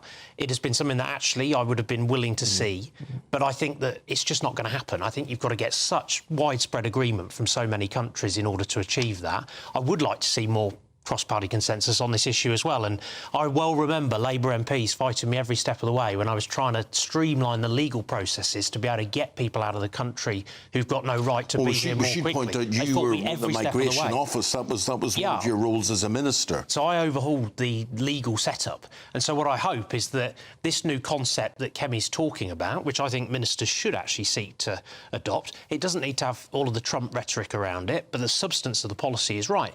And in the US, they've made massive strides forward in the last few months in terms of turbocharging removals, getting rid of people who've got no right to be in the country. And it's important to note as well that when it comes to the legal changes side, the US, Canada, Australia, New Zealand are not affected by the ECHR. That is not something that they are party to. They have far fewer legal obstacles to actually delivering on this. But come on, America is very different. Most people they've got coming over from Mexico or there, and it's very easy to send them back. And they weren't actually claiming asylum. They were wanting to move over to the States for economic reasons. We have a very different issue. We have people who've come here maybe from countries that are in really difficulties, whether we talk about Syria, and whether it's easier for them to go back now, or indeed Sudan or Ethiopia or Iran, where it's much more difficult than the Americans have. So I don't think we should just think it's as easy, and also, of course, just the way they arrive. It's interesting they're going to use our accommodation in Rwanda because they recognise that actually you need a mixture of solutions to tackle this. So they are using the taxpayer funded by the UK accommodation. We should be using that. But the other issue is that I do think that it's not just our country that has this problem. Remember, most European countries have a similar problem, which is why I think we will get changes to the ECHR. I think other countries are finding the same. Tom doesn't agree. It's tweaking at the edges. What we've proven, I think, in recent years is that tweaking at the edges on this is not going to solve. For example, the one in, one out. You want the basics to stay. You want the basic commitment to human rights to stay. Of course, and those fundamental rights. And those we must keep. Beyond their application in the sense of immigration, there is no there's just no issue whatsoever in terms of UK governments not upholding those fundamental rights. We are not going to, for example, get into the business there is an issue, Tom, as there's to a long history of doing the right thing. Who proposes these things? You know, what you have, I think would be very popular. I think it would be done very well, what's being proposed here. But, however, it's nothing that Reform UK aren't proposing. So why should you vote Conservative on this and not Reform UK? So I think Kemi's making the point, and in fact she was making this point on Camilla's programme earlier this morning, that one of the big strengths of the Conservative Party, yes, we didn't get everything right in government. I do think we made some meaningful strides forward in terms of being able to tackle this, and this government chose to unwind some of that. I think that was a mistake, and I think probably ministers privately would regret some of those choices now, given the fact the problem has ballooned. But there is an experience of delivery in government within the Conservative Party, and Nigel himself talks about that as being a challenge within Reform UK. Yeah. You know, there is a experience of governing. I think this is a really credible policy offer that she's bringing forward because of the legal change and the operational bit. Bringing those two things together with that experience means that on day one of a Conservative government, people will be able to have confidence that we will get on and do this. But this is the government under which these numbers ballooned. It's beyond credibility that suddenly you've got a completely different attitude. But the scale of the problem now has ballooned massively beyond anything that we saw previously. There's another problem which is ballooning, just to change subject now, and that is 50 children a day, 50, sent to, not the dentist, but sent to hospital with rotten teeth. These figures revealed 21,162 of them were treated in the 12 months to April this year, and dental hygiene has now outstripped non-preventable illness for admissions to hospital. Dan, I'm just shocked. I'm only not shocked because I was with the British Dental Council recently, and they took me through these figures. It's the biggest cause of children going to hospital. It is extraordinary. But why is it happening? Well, it's happening partly because, you know, I'm so old, remember, that when I was young, we used to have the dentist coming to school and we were checked up there. Of course. We were told how to clean our teeth. And also, I'm afraid, this is going to sound awful, I'm really sorry to the young viewers, but we didn't eat chocolates and we didn't eat between meals. And actually, you know, the amount of sweets we're eating makes a difference. I mean, I'm very in favour of things like having more fluoride put into the water. I think there are preventive things we can do. But the biggest things is getting your teeth cleaned, having them cleaned twice a day, and make sure you clean them before Look, I mean, I can remember there's still a rhyme in my head, up and down, till they're clean and sparkling. Those were adverts on TV, and those used to be public information ads which TV companies had to screen, had to do, and that sort of public service aspect of broadcasting in this country seems to have gone. That nobody, there used to be adverts about litter, picking up litter and keeping the place tidy and all sorts of things. Litter is another sin and shame in this country. But there must be problems with parents. I totally agree with you. The dentists coming to schools and things, I don't know why that doesn't happen anymore. It's like GPs don't visit you at home or whatever. But what do we need to do here? Parents have got to take certain responsibility. And you know, they should be taking their children for checkups at the dentist. And, you know, we've got out of that habit. I mean, I used to Do they not look in their kids' mouths? Do they not, you know, they not provide a toothbrush? They don't even provide breakfast before they go to school. And the checkups at the dentist. I used to go every 6 months, like it or not. And it was before we had injections. So that was the other thing. Of course, the filling was really, really painful without an injection. But we had checkups every 6 months. I think we've just got to get that back into, because I think if you start as a child, you continue. You and I probably still do this until the teeth sparkle. Yeah. I hope you do. You're so young, you won't remember any of this. I try to do the right thing because it's important, and you and I are in complete agreement on this. I think actually we don't do anywhere near enough on prevention in this country, and so trying to instil the right habits and the right behaviours in young people is so important. And a lot of this, as Diane says, comes back to diet and some of the shocking sugar content that young people take on board daily. Well, then we go to the food industry and their power of lobbying, their power, Dan, I just think is incredible. They seem to get whatever they want, they can make whatever they want, have whatever they want, and nobody seems to listen. I know, and you go around supermarkets, some of them have improved, but the last thing before you check out, I was in a supermarket yesterday, and there are the sweets towards the end. It's also all about moderation. and we spend a lot of time talking about what we should reduce in our diet, but nowhere near enough time is spent on what we should be doing more of when it comes to, for example, dried fruit, nuts, seeds, vegetables. We need to do much more of that and be proactive with schools and with young people. I've eaten an apple every day of my life. Yeah, still. Brilliant. Absolutely. I can't imagine a day without an apple. And there's a huge amount of joy in that. I mean, not only is it good, but of course it's cleaning your teeth. It's doing all the right things. That's the thing. You know, we used to have this thing, an apple a day keeps the doctor away. And I have to say, a doctor hasn't been near me, so it's obviously worked. Well, you keep that up. You keep that up. Guys, thank you very much indeed. It's been great talking to you both today. Hope you enjoyed it. Thank you very much indeed. It's just after 12:15. It's coming up to 17 minutes past 12. In classic Portillo style, have a look at this.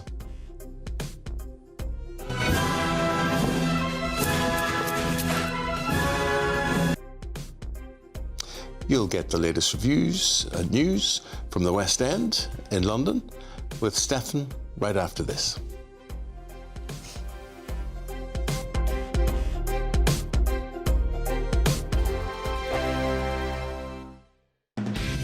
Decisions made in Washington aren't just shaping America, they're shaping Britain too. From migration to global security, from crime to health. Whatever happens in the White House today will be felt in your town or city tomorrow.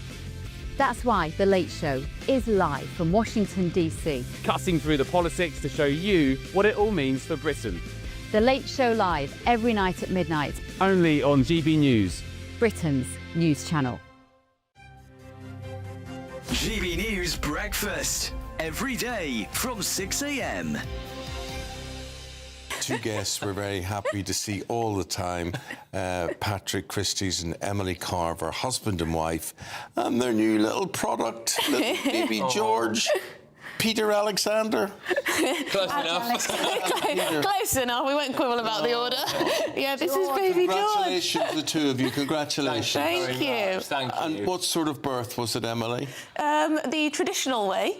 Was it easy? I was induced a little bit early because they were worried that maybe he was measuring a little small, so they wanted to get him out, which did mean that it was very, very painful indeed. But I did finally get an epidural towards the end. How much did you weigh? Sorry, I was going to say. 6.5 pounds. Yeah, so a little one. Honestly, I was in awe of Emily. She basically did all of it on 2 paracetamol until right at the end. Yeah.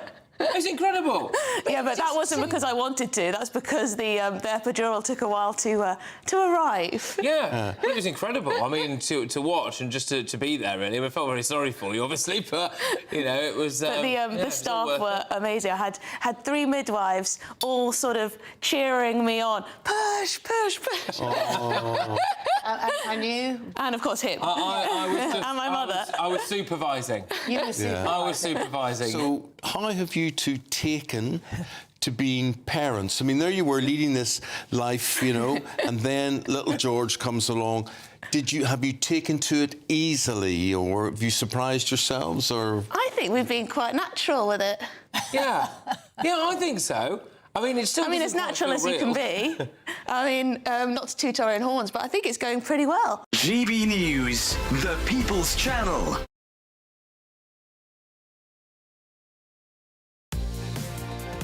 Mornings don't have to be tiresome, especially if you have the right company.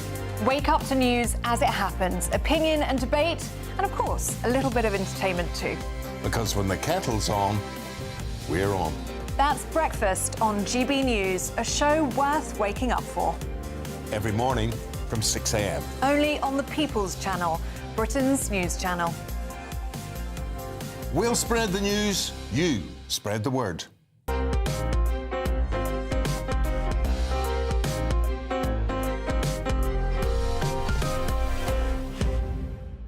No Michael for you today. It's me, Eamon Holmes, for this week. And thank you very much indeed for your company. The arts editor at The Express, Stefan, has been out and about on London's West End, and he joins me now to share some of his reviews on new productions opening this week. New productions and old productions. I find myself, Stefan, I'm sort of wheelchair bound and have been for the past 2 years.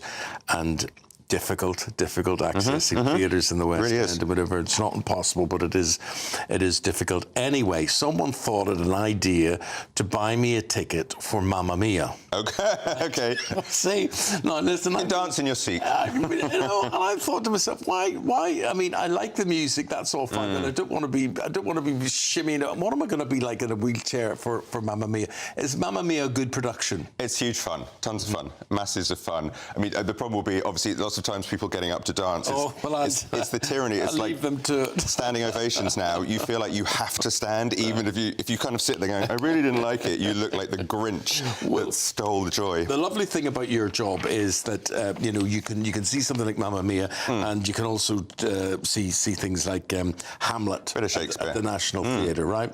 So how do you hold up with Shakespeare?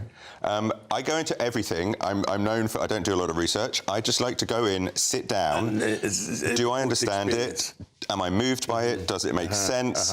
Does it really irritate me? Does it get my goat? And then the performance. I have these criteria, right? I don't think anything should be longer, including pantomimes, than a football match, right? So 45 minutes each half type thing would do me, right? That would be it.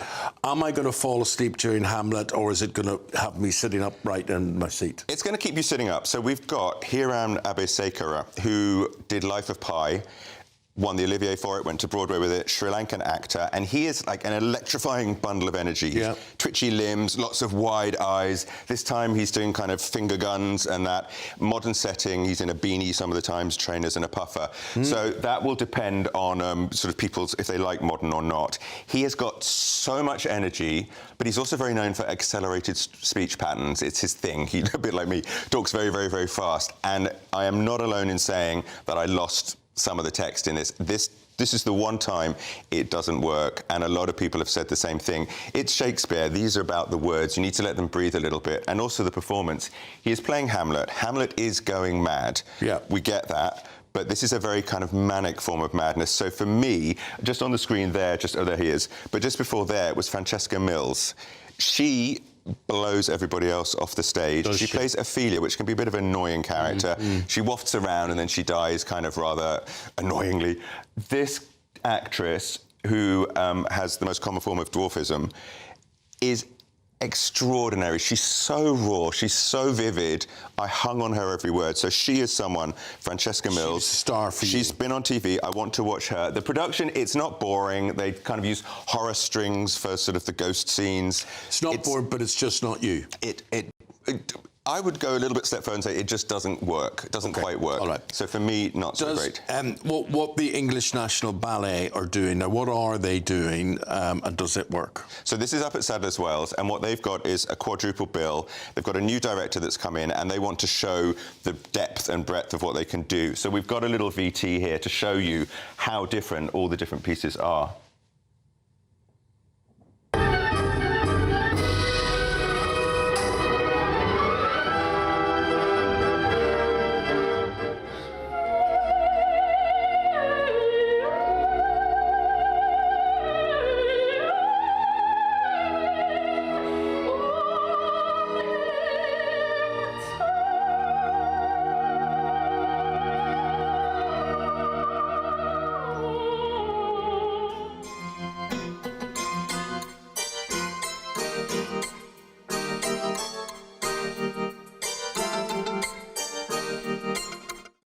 So all these different portrayals or ensembles in the one production? Yes, so this is all the same company, English National Ballet, and it's just a short quadruple bill. There's a fourth piece, which is based on the Greek myth of Theseus and the Minotaur, but flipped, so it's the woman that is the hero, and the Minotaur is her fears, and it's by Martha Graham, so it's kind of 1940s, very modernistic. So each piece is so totally different. It's, I mean, kind of like the Forrest Gump box of chocolates analogy, but each piece for me is really strong, really thrilling. The first one is just Balanchine. It's a kind of homage, playful with Grand Russian ballet. Spectacular lifts, tutus, it's gorgeous, sumptuous. Then the piece where you just said they all look like they're naked, That is Schubert's 4 Last Songs, which he wrote literally just before he was dying. We had a live soprano on stage. Yeah. I'm getting goosebumps now just talking about it. It's so beautiful. Where is that? This is all on at Sadler's Wells, and right. it's running only until this coming weekend. And also, I would say, don't be afraid of ballet. You get all different things.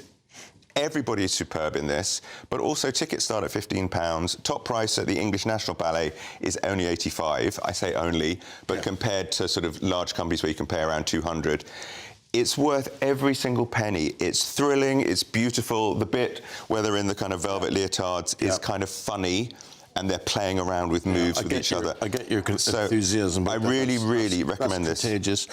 I was watching a tribute to Patricia Routledge, the late Patricia Routledge, this week, and part of it happened to mention that she played quite often and to great aplomb Lady Bracknell in The Importance of Being Earnest. I can imagine. Yeah, and you went to see this at the National Theatre. So I've just been to see this. This is a transfer. So this was at the National Theatre before. It's now moved up to the Noel Coward with a new cast. So before they had Shruti Gatwa from Doctor Who and everything as in the lead, and Sharon D. Clarke gave a very Caribbean flavour to Lady Bracknell. Yeah, it was incredible. We've got a little kind of fun VT here, just showing you all the characters and the playfulness of it all.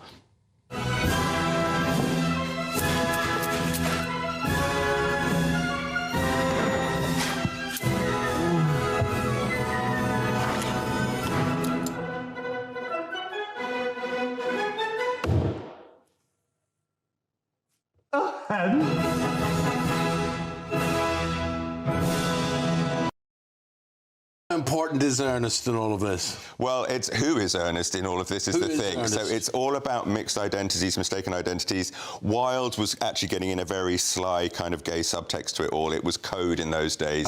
Being Ernest was code. It's, as you just went, oh, it's Stephen Fry. So this is the interesting thing about this. And he's doing the whole a handbag moment when he discovers that the orphan boy had been left in a handbag in a train station. Yeah. So it's all about all of that. Fry is majestic. He's like a galleon in full sail. Silks and satins. He's imperious. He's withering. Everything you could want. But he's doing very traditional. So he's doing proper Oscar Wilde. He's got the rhythms, the beautiful delivery of the lines. The rest of the production is kind of doing a very mad, manic, modern sort of take on it, which is a lot of fun. It veers very, very closely on panto. So there's a lot more about physical comedy, lots of twerking, gurning to the audience, which is absolutely great. I mean, you've got Shobna Gulati there. It's a phenomenal cast. For me, the two girls that we just saw before, fantastic as the two unlucky lasses that are pursued by Ernest and Algie, who are two completely worthless fops. It has been called Wilde's most heartless play. So you're not going to invest too much emotion. However, it's about search for identity. It is about search for love, for someone to love you. And is it entertaining? It is incredibly entertaining. I know a couple of critics, a very good friend of mine, is like, this production is not Oscar Wilde. I had huge fun. I'm somewhere in the middle. I kind of wish they'd spent a little bit more time. There's so many. It's the second most quoted play in English language after Hamlet. I wish they just spent a little bit more time relishing the words, because the words, there are so many killer lines in there. But you laugh all the way through. It's really entertaining. And I think I had a little video of Stephen Fry at the end where he comes out, and the end is almost like a sort of pageant carnival. They all come out in fabulous costumes. It's fun, fun, fun. It's possibly a bit more finessing. It's not quite, you know, the something you would have got with Patricia Routledge back in those days. Yes. But it's gigantic fun, and that's on at the Noel Coward all the way through till January. So they're booking all the way through. They're anticipating a huge hit for this. Yeah. So, yeah. Well, that's good. So, not enough words in The Importance of Being Earnest. Too many words in Hamlet, and no words at the English National Ballet. A little bit of everything. We've got it. I've got it all for you, Eamon. Whatever you want. Thoroughly enjoyed it. Absolute pleasure. And Mamma Mia, just let everybody else dance and wear a feather boa. Well, oh dear, that's another thing. 12:30 is the time. Thank you for your company on this Sunday. Still plenty of time to get your entry into our biggest Great British giveaway. It'll be your chance to win 30,000 quid in cash, tax-free. That is. is a 4-berth motorhome. Very, very nice it is. Very nice indeed. Here's how it could be yours. You're not going to want to miss our greatest Great British giveaway so far. You could bank an incredible £30,000 in tax-free cash to spend however you like. And if that wasn't enough, you'll also get to drive away in this brand new motorhome. With thanks to Marquis Leisure, this brand new 2025 Benimar Primero could be yours. It comes with all the mod cons you'd expect from a vehicle worth over £74,000 and comfortably sleeps 4 people. This prize package is worth over £104,000. And remember, if you can dream it, you can drive it away. For another chance to win, text WIN to 63225. One entry costs £2.50 plus one standard network rate message. Or text BONUS to 63225. 5 entries cost £5 plus one standard network rate message. Go to gbnews.com/win. Entries start at £2.50. Call 0903 686 3232. Calls cost £2.50 plus your network access charge. Or post your name and number to GB16 PO Box 8690 Derby DE1 9TT. UK only. Entrants must be 18 or over. Lines close at 4 p.m. on the 31st of October. The winner will be contacted live on GB News, week commencing 10th November. Please check the closing time if listening or watching on demand. Good luck. Well, if you're going to have a go, good luck. Football, is it as it used to be? I don't think so. I don't think it's as good as it used to be. Aidan McGee agrees with me. We're going to be talking about that next. This is Sunday, Michael Portillo's show on Sunday with me, Eamon Holmes. Let's get a news update now from Bethany.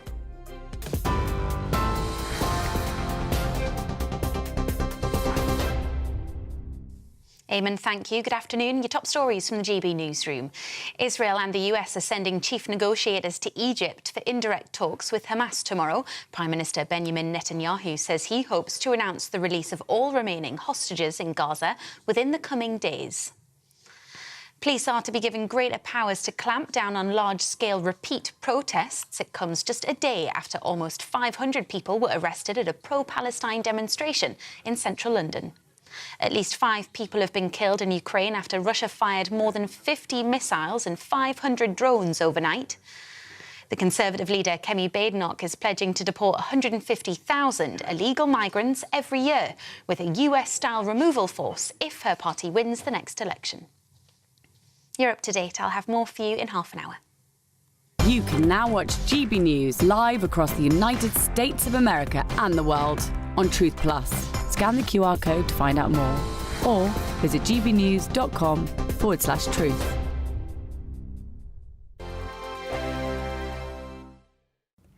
Good morning and welcome to your latest GB News weather from the Met Office. Storm Amy brought disruption for many of us on Saturday, and those winds will continue to ease as we go through the rest of today. However, there is still a bit of wet weather around. It's associated with these weather fronts just sweeping across the very far north of the country. However, high pressure down towards the south is bringing something a little more settled compared to what we've seen recently. So across parts of the north and northwest, there will be a few showers around, perhaps a little more cloud here too. But across eastern areas and particularly across the southern half of the country, generally staying a little bit drier. Some sunny spells developing through the afternoon and those winds continuing to ease as we go through the day. With those lighter winds, perhaps feeling a little more pleasant than compared to yesterday. Those temperatures maybe a degree or two up, perhaps 16 or 17 degrees is an absolute max in the south. As we then go to Sunday evening, it's quite a cloudy and damp end to the day across much of Scotland, particularly across the west. We'll see some outbreaks of perhaps quite persistent light rain and drizzle, particularly over any high ground. A cloudy end to the day as well across parts of Northern Ireland, northern parts of England, some showery rain pushing in from the west as well. Similarly across parts of Wales, maybe even southwest England too, perhaps a little bit of cloud around, but generally staying a little drier, some clearer spells developing across the southeast of England. And those clear skies will continue as we go throughout Sunday night and into the early hours of Monday. However, further rain continues to push in from the west, pushing its way eastwards across parts of Scotland. So a damp overnight period here across much of Scotland and into the early hours of Monday morning. But further south, where we do see some clear spells, perhaps the odd patch of mist and fog in places, temperatures rurally dropping down into the mid-single figures, but generally staying milder where we see that cloud and rain further north. So a mild but damp and cloudy start to the day across the northern half of the country. The south holding on to the best of any sunshine through the afternoon. Perhaps one or two very isolated showers in places, but it's northern areas that will see the brunt of any rainfall through the afternoon. And feeling milder than it did on Sunday, temperatures well above average for the time of year, with highs in the south of 19 or 20 degrees. From the school run to the home run, watch a new show for all of Britain. So he can say whatever he wants. A straight talking show where all voices are heard. And, you know, when are we going to stop talking about smashing the gangs and actually do it? With the stories that matter from every part of our country. There's a bit of a crash landing there for your Chancellor. Bold, fearless and standing up for you. That's me, Martin Daubney, 3 p.m. till 6 p.m, weekdays, here only on GB News. The People's Channel, Britain's news channel. Westminster's full of talk, but out here, it's the real world. Am I allowed to talk now? No, that's it. This is where it matters, real people and real lives. That's what politics is all about. The fact that Trump made a good start, no. Straight answers, no spin, and just a couple of pints. How many fingers have I got up? About 10. So join me for Lee Anderson's Real World every Friday at 7 p.m, only on GB News. The People's Channel, Britain's news channel.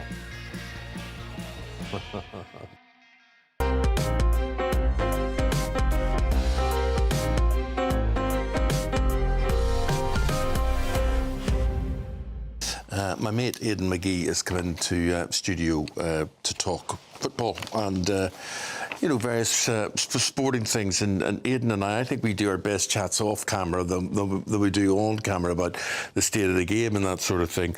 But we're doing a little roundup here of football and nostalgia and what was maybe the end of the old world of football as we knew it.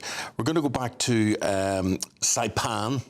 Yes. And it was the Irish training camp prior to the 2002 World Cup. Correct. Yes, it was the story of the World Cup, and it featured two very obstinate individuals in Roy Keane and Mick McCarthy going head-to-head over... It was planning for the World Cup, wasn't it? Roy Keane was outraged. People just don't understand how strong both of those guys would be. I know Mick very well. I mean, that could come to fisticuffs very quickly. Without doubt. It goes back to 1993, actually. Roy Keane challenged him when McCarthy was captain on the bus. And apparently bystanders who were there told me that Mick couldn't believe what he was seeing. But that was the very beginning of Roy Keane turning into the personality that he came into and everything he achieved. It was obviously Keane didn't respect him. He wasn't taking orders from him. Yes, there was a famous... he said... I don't know what he said. About his first touch. Yeah, exactly. So anyway, let's park that for a moment because there's going to be a film coming out about that. No, this is a great idea. A great idea. But you told me the casting of this. Tell us. Well, look, Steve Coogan is playing Mick McCarthy. I think it's going to be out either late this year or early next year. How can Steve Coogan play Mick McCarthy? He's not the same height or... You can hide the height on the screen. Right. You can. I mean, you don't know. You don't know. Look, I'm 6'8". You don't realise it. But Steve, the Roy Keane character is slightly less convincing. I think he's a little bit too young, considering Roy Keane would have been close to 30 around that time. He looks more like a teenager, the bloke. But having said that, the wider theme is that there's a yearning. I wouldn't have thought that was going to be a bestseller outside of Ireland, a big box office hit, but I think it's going to do well because there's kind of a yearning for football as it was 20, 25 years ago. I mean, that's what almost a quarter of a century And these are players who are known in Ireland, they're known in England, they're known around the world. Yes, exactly. And also, this guy, Rory Smith, who's a friend of mine, has written a piece in The Observer just talking about the general theme of going back to the past. And he's saying that this was almost an office spat that could have been sorted over email. And Roy Keane has said himself, nobody died, yet we're still talking about it 25 years later. Is that just because the current stories, the current narrative that we're seeing week to week with the VAR and the technological interventions are just not turning us on the way the combative nature of the sport was 25 years ago? We used to see that it was all about personalities, wasn't it? Keane and Vieira going up against each other. You had those wonderful players who played for Chelsea who were in the mix as well.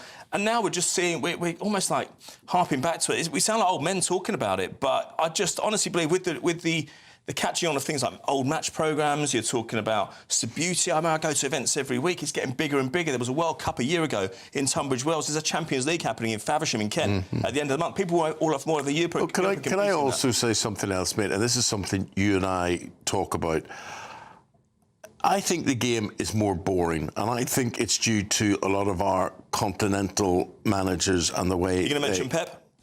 Pep, Arteta, whatever, all of them, the games are more predictable. People say to me, you're talking nonsense. They win, they do this, they do that, whatever it is. But they're not playing wingers, they're not playing two centre forwards. No. You know, there's things that they're not doing. I mean, this business at Man United at the minute, 3-4-3, is it? Well, yeah, I mean, I never knew a manager so kind of set in his ways. I mean, the whole idea of management is that when something's not going right, you just do something different to change it. I mean, you see tennis players doing that as well. If one serve isn't working, they'll try and mix it up. Well, you know, the worst thing is he got a win yesterday. He got a win over Sunderland, and that just prolonged the agony. Yeah, you're probably right. I mean, I think the job is just a bit too big for him. I think it's too big for most people, if I'm honest with you. But having said that, you look at some of the other sort of retro football shirts. Yeah. I mean, a friend of mine, we've got a picture of him, a friend of mine, he's a Crystal Palace fan. He's just these, we see the picture now, I think, these are just the away shirts. He collects them. He's got a collection worth thousands of pounds. He started it during lockdown. We could see it just then. As I say, we know Palace is playing in red in recent times. That's just the away ones. I've got a QPR shirt that I paid 250 quid for a few years ago. I've been told it's worth double that now. And it's just because, again, it's just going back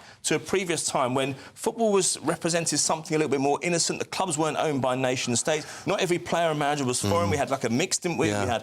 We had some foreign players playing for United, but we had a core of local players. Even Mourinho, when he was at Chelsea, he had lots of talented foreign players, but he had a spine of English players who served him very well. Pat Jennings is selling off all but 2 of his shirts, and he collected them all. And I thought, you know, and it really brought back happy memories, good times for me thinking about it. You know, who knows if I had anywhere to put them. If so much has been termed to me junk about, but you know, I think that's very exciting. It is, and you mentioned that tactical thing a minute ago. Aren't you fed up seeing defenders who aren't necessarily great footballers in their own right, but they're just passing the ball sideways? Oh, for goodness sake! Right, the guys at the back 4 or whatever, back 3, touch the ball more than the forwards do. I don't mind, mate. Man City doing it because they're really good at it. They pioneered it almost. But when you're seeing clubs in the Championship, League 1 and League 2 doing it, they're not. Better to get it forward. You know, I want to see combat. The reason rugby maintains its popularity at international level is because people want to see hits.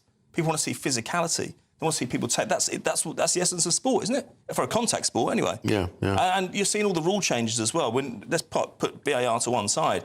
Every rule has been changed in the last 20 years to try and make the game faster, to make it flow quicker. And yet we're seeing more stoppages than we've ever seen because it seems like you can be offside by the width of an armpit hair. How's that good viewing? Oh, it's not. It's a game I went to the other... Where's the advantage to the striker? They always talk about, the advantage will go to the striker, the advantage. It doesn't. It's often what I say. I mean, how can you be offside even if you're 40 yards from goal? I mean, you've still got a hell of a lot to do. Even if you get get the decision, you've got a hell of a lot to do to score. And if you manage to score from 40 yards out by running in and producing a finish of great craft, you deserve to have the goal stand. And too often, we're seeing those moments of joy wiped out. It's difficult to even celebrate a goal in a stadium now. Well, have a good whistle. I'd blow time up now for you. But always good talking to you.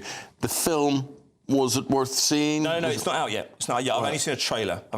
Yes, I can't wait to see it, I'll be honest with you. OK. With you. Great, Ian. Thank you very much indeed. Thank you very much.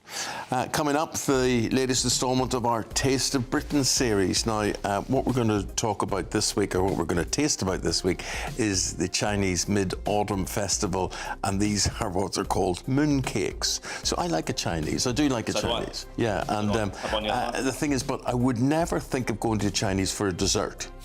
No, I don't think it's something they do. In fact, I agree with you. I agree. You do. It's not. Indian restaurants, privately they regard kormas and other sort of sweet dishes as basically desserts. Yeah. Well, I agree with you. I don't think it's something I'd associate with a Chinese restaurant. But anyway, you're going to associate it with us right after this break. Be nice to escape the grey. Clear skies, here we come. As clear as our travel insurance. All Clear Travel Insurance sponsors GBNews Travel Destinations Forecast. It's been very unsettled across parts of the eastern Mediterranean, and it will stay pretty wet across Greece and parts of the Balkans through the next few days. But Iberia, the Canary Islands and also Madeira having plenty of fine weather through the day on Monday. 1 or 2 showers for eastern Spain, but lots of fine sunny conditions across Italy too. We'll run into those thunderstorms and heavy spells of rain there across Greece, some stronger winds as well. And as we go towards Tuesday in the middle part of the week, that unsettled weather will push in towards Turkey as well, so potentially some flooding here. All Clear Travel Insurance sponsors GBNews Travel Destinations Forecast. Britain was once the envy of the world. But look around. A nation that no longer knows what it is or where it's going. A country that's broken. How do we fix Britain? How do we bring it back? Friday night with Matt Goodwin at 8 p.m, only on GB News. This is GB News, Britain's news channel. Lee Purvis. Lee, I think last night there were probably 10 million armchair judges watching, but what was your verdict on what you saw? I thought it was fantastic. I was slightly taken aback at how harsh the judges seemed to be, certainly for the first week of them at voting. I think Karen Carney's jive was fantastic, made me want to take up jiving. And I think Ross King got off really badly, actually. I felt quite sorry for him. I was quite surprised at how harshly marked he was. And having met him several times, obviously, in the showbiz scene and as a fellow journalist, you know, I knew how utterly nervous he was.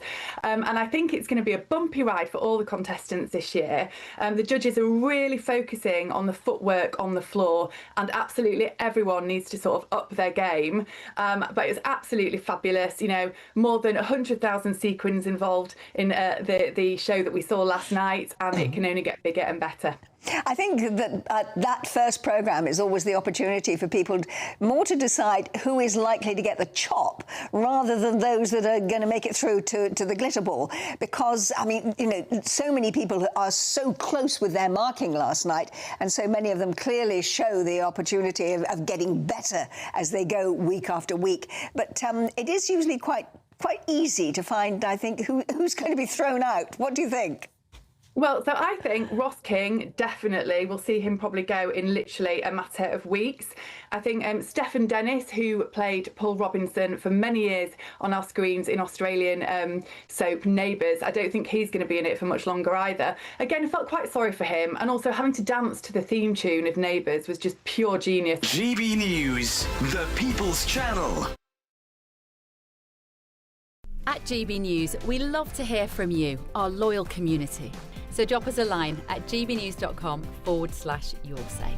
There you can talk to each other and also to the presenters live on air. gbnews.com/yoursay, because GB News is your channel, Britain's news channel. Join me, Nana Akweer, for an informative, interactive news programme with a difference. It's fun. No, you didn't say that, Dave. I'm so surprised. I think there's an element of truth to that. Join me from 3 p.m. every weekend, only on GB News, Britain's news channel.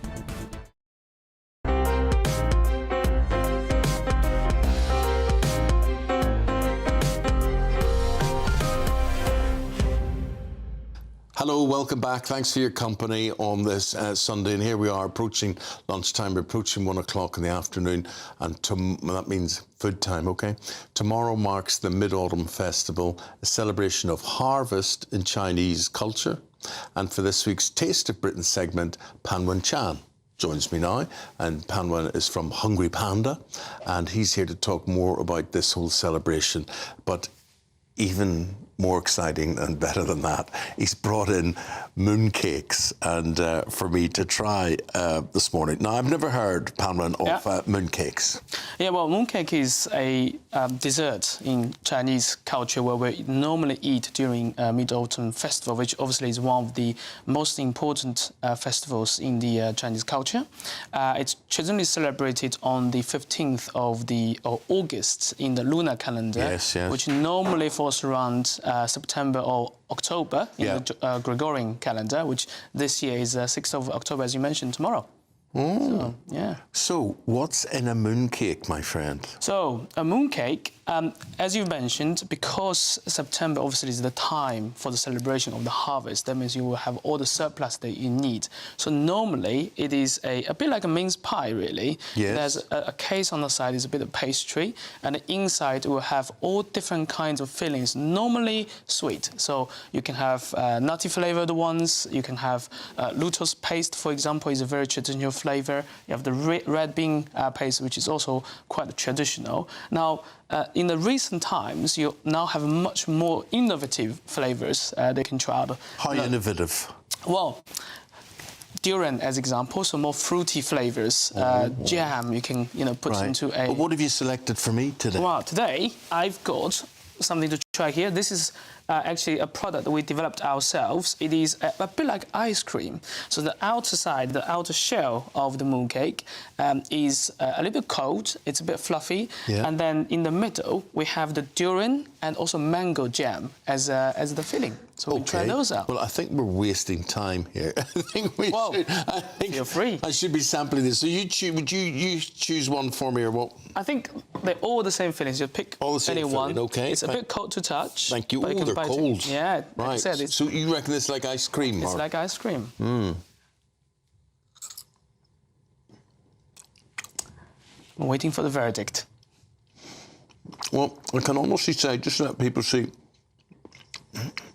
I'm trying to assess the flavour. I've never tasted anything like that before.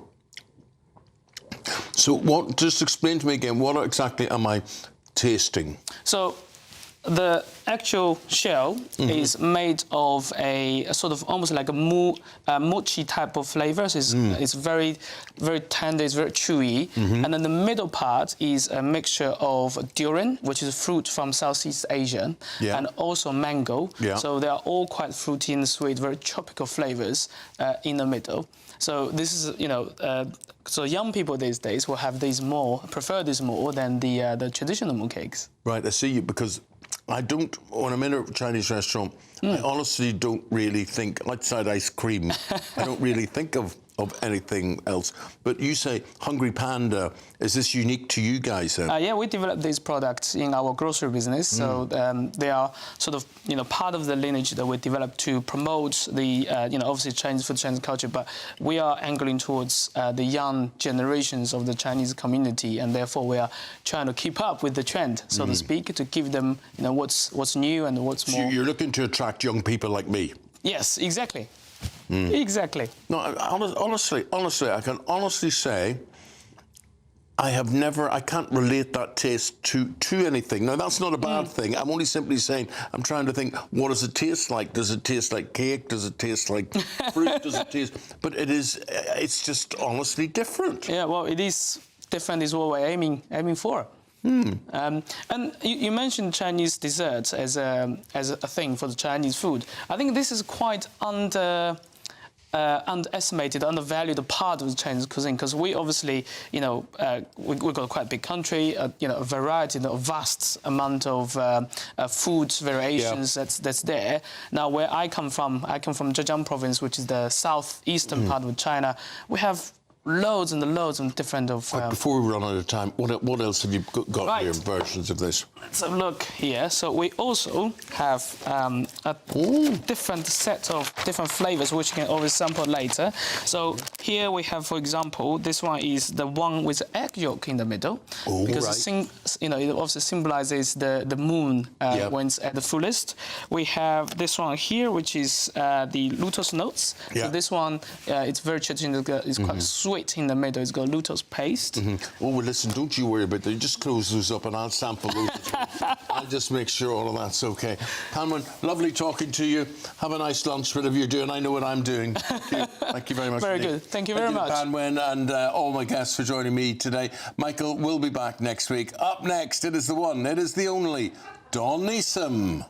Thank you very much, Eamon. Great show as always, and Dawn Neeson without any cakes in this side of the studio. Amazing. My friend, Conservative Party conference, obviously, where we'll be listening to Kemi's speech to the faithful there.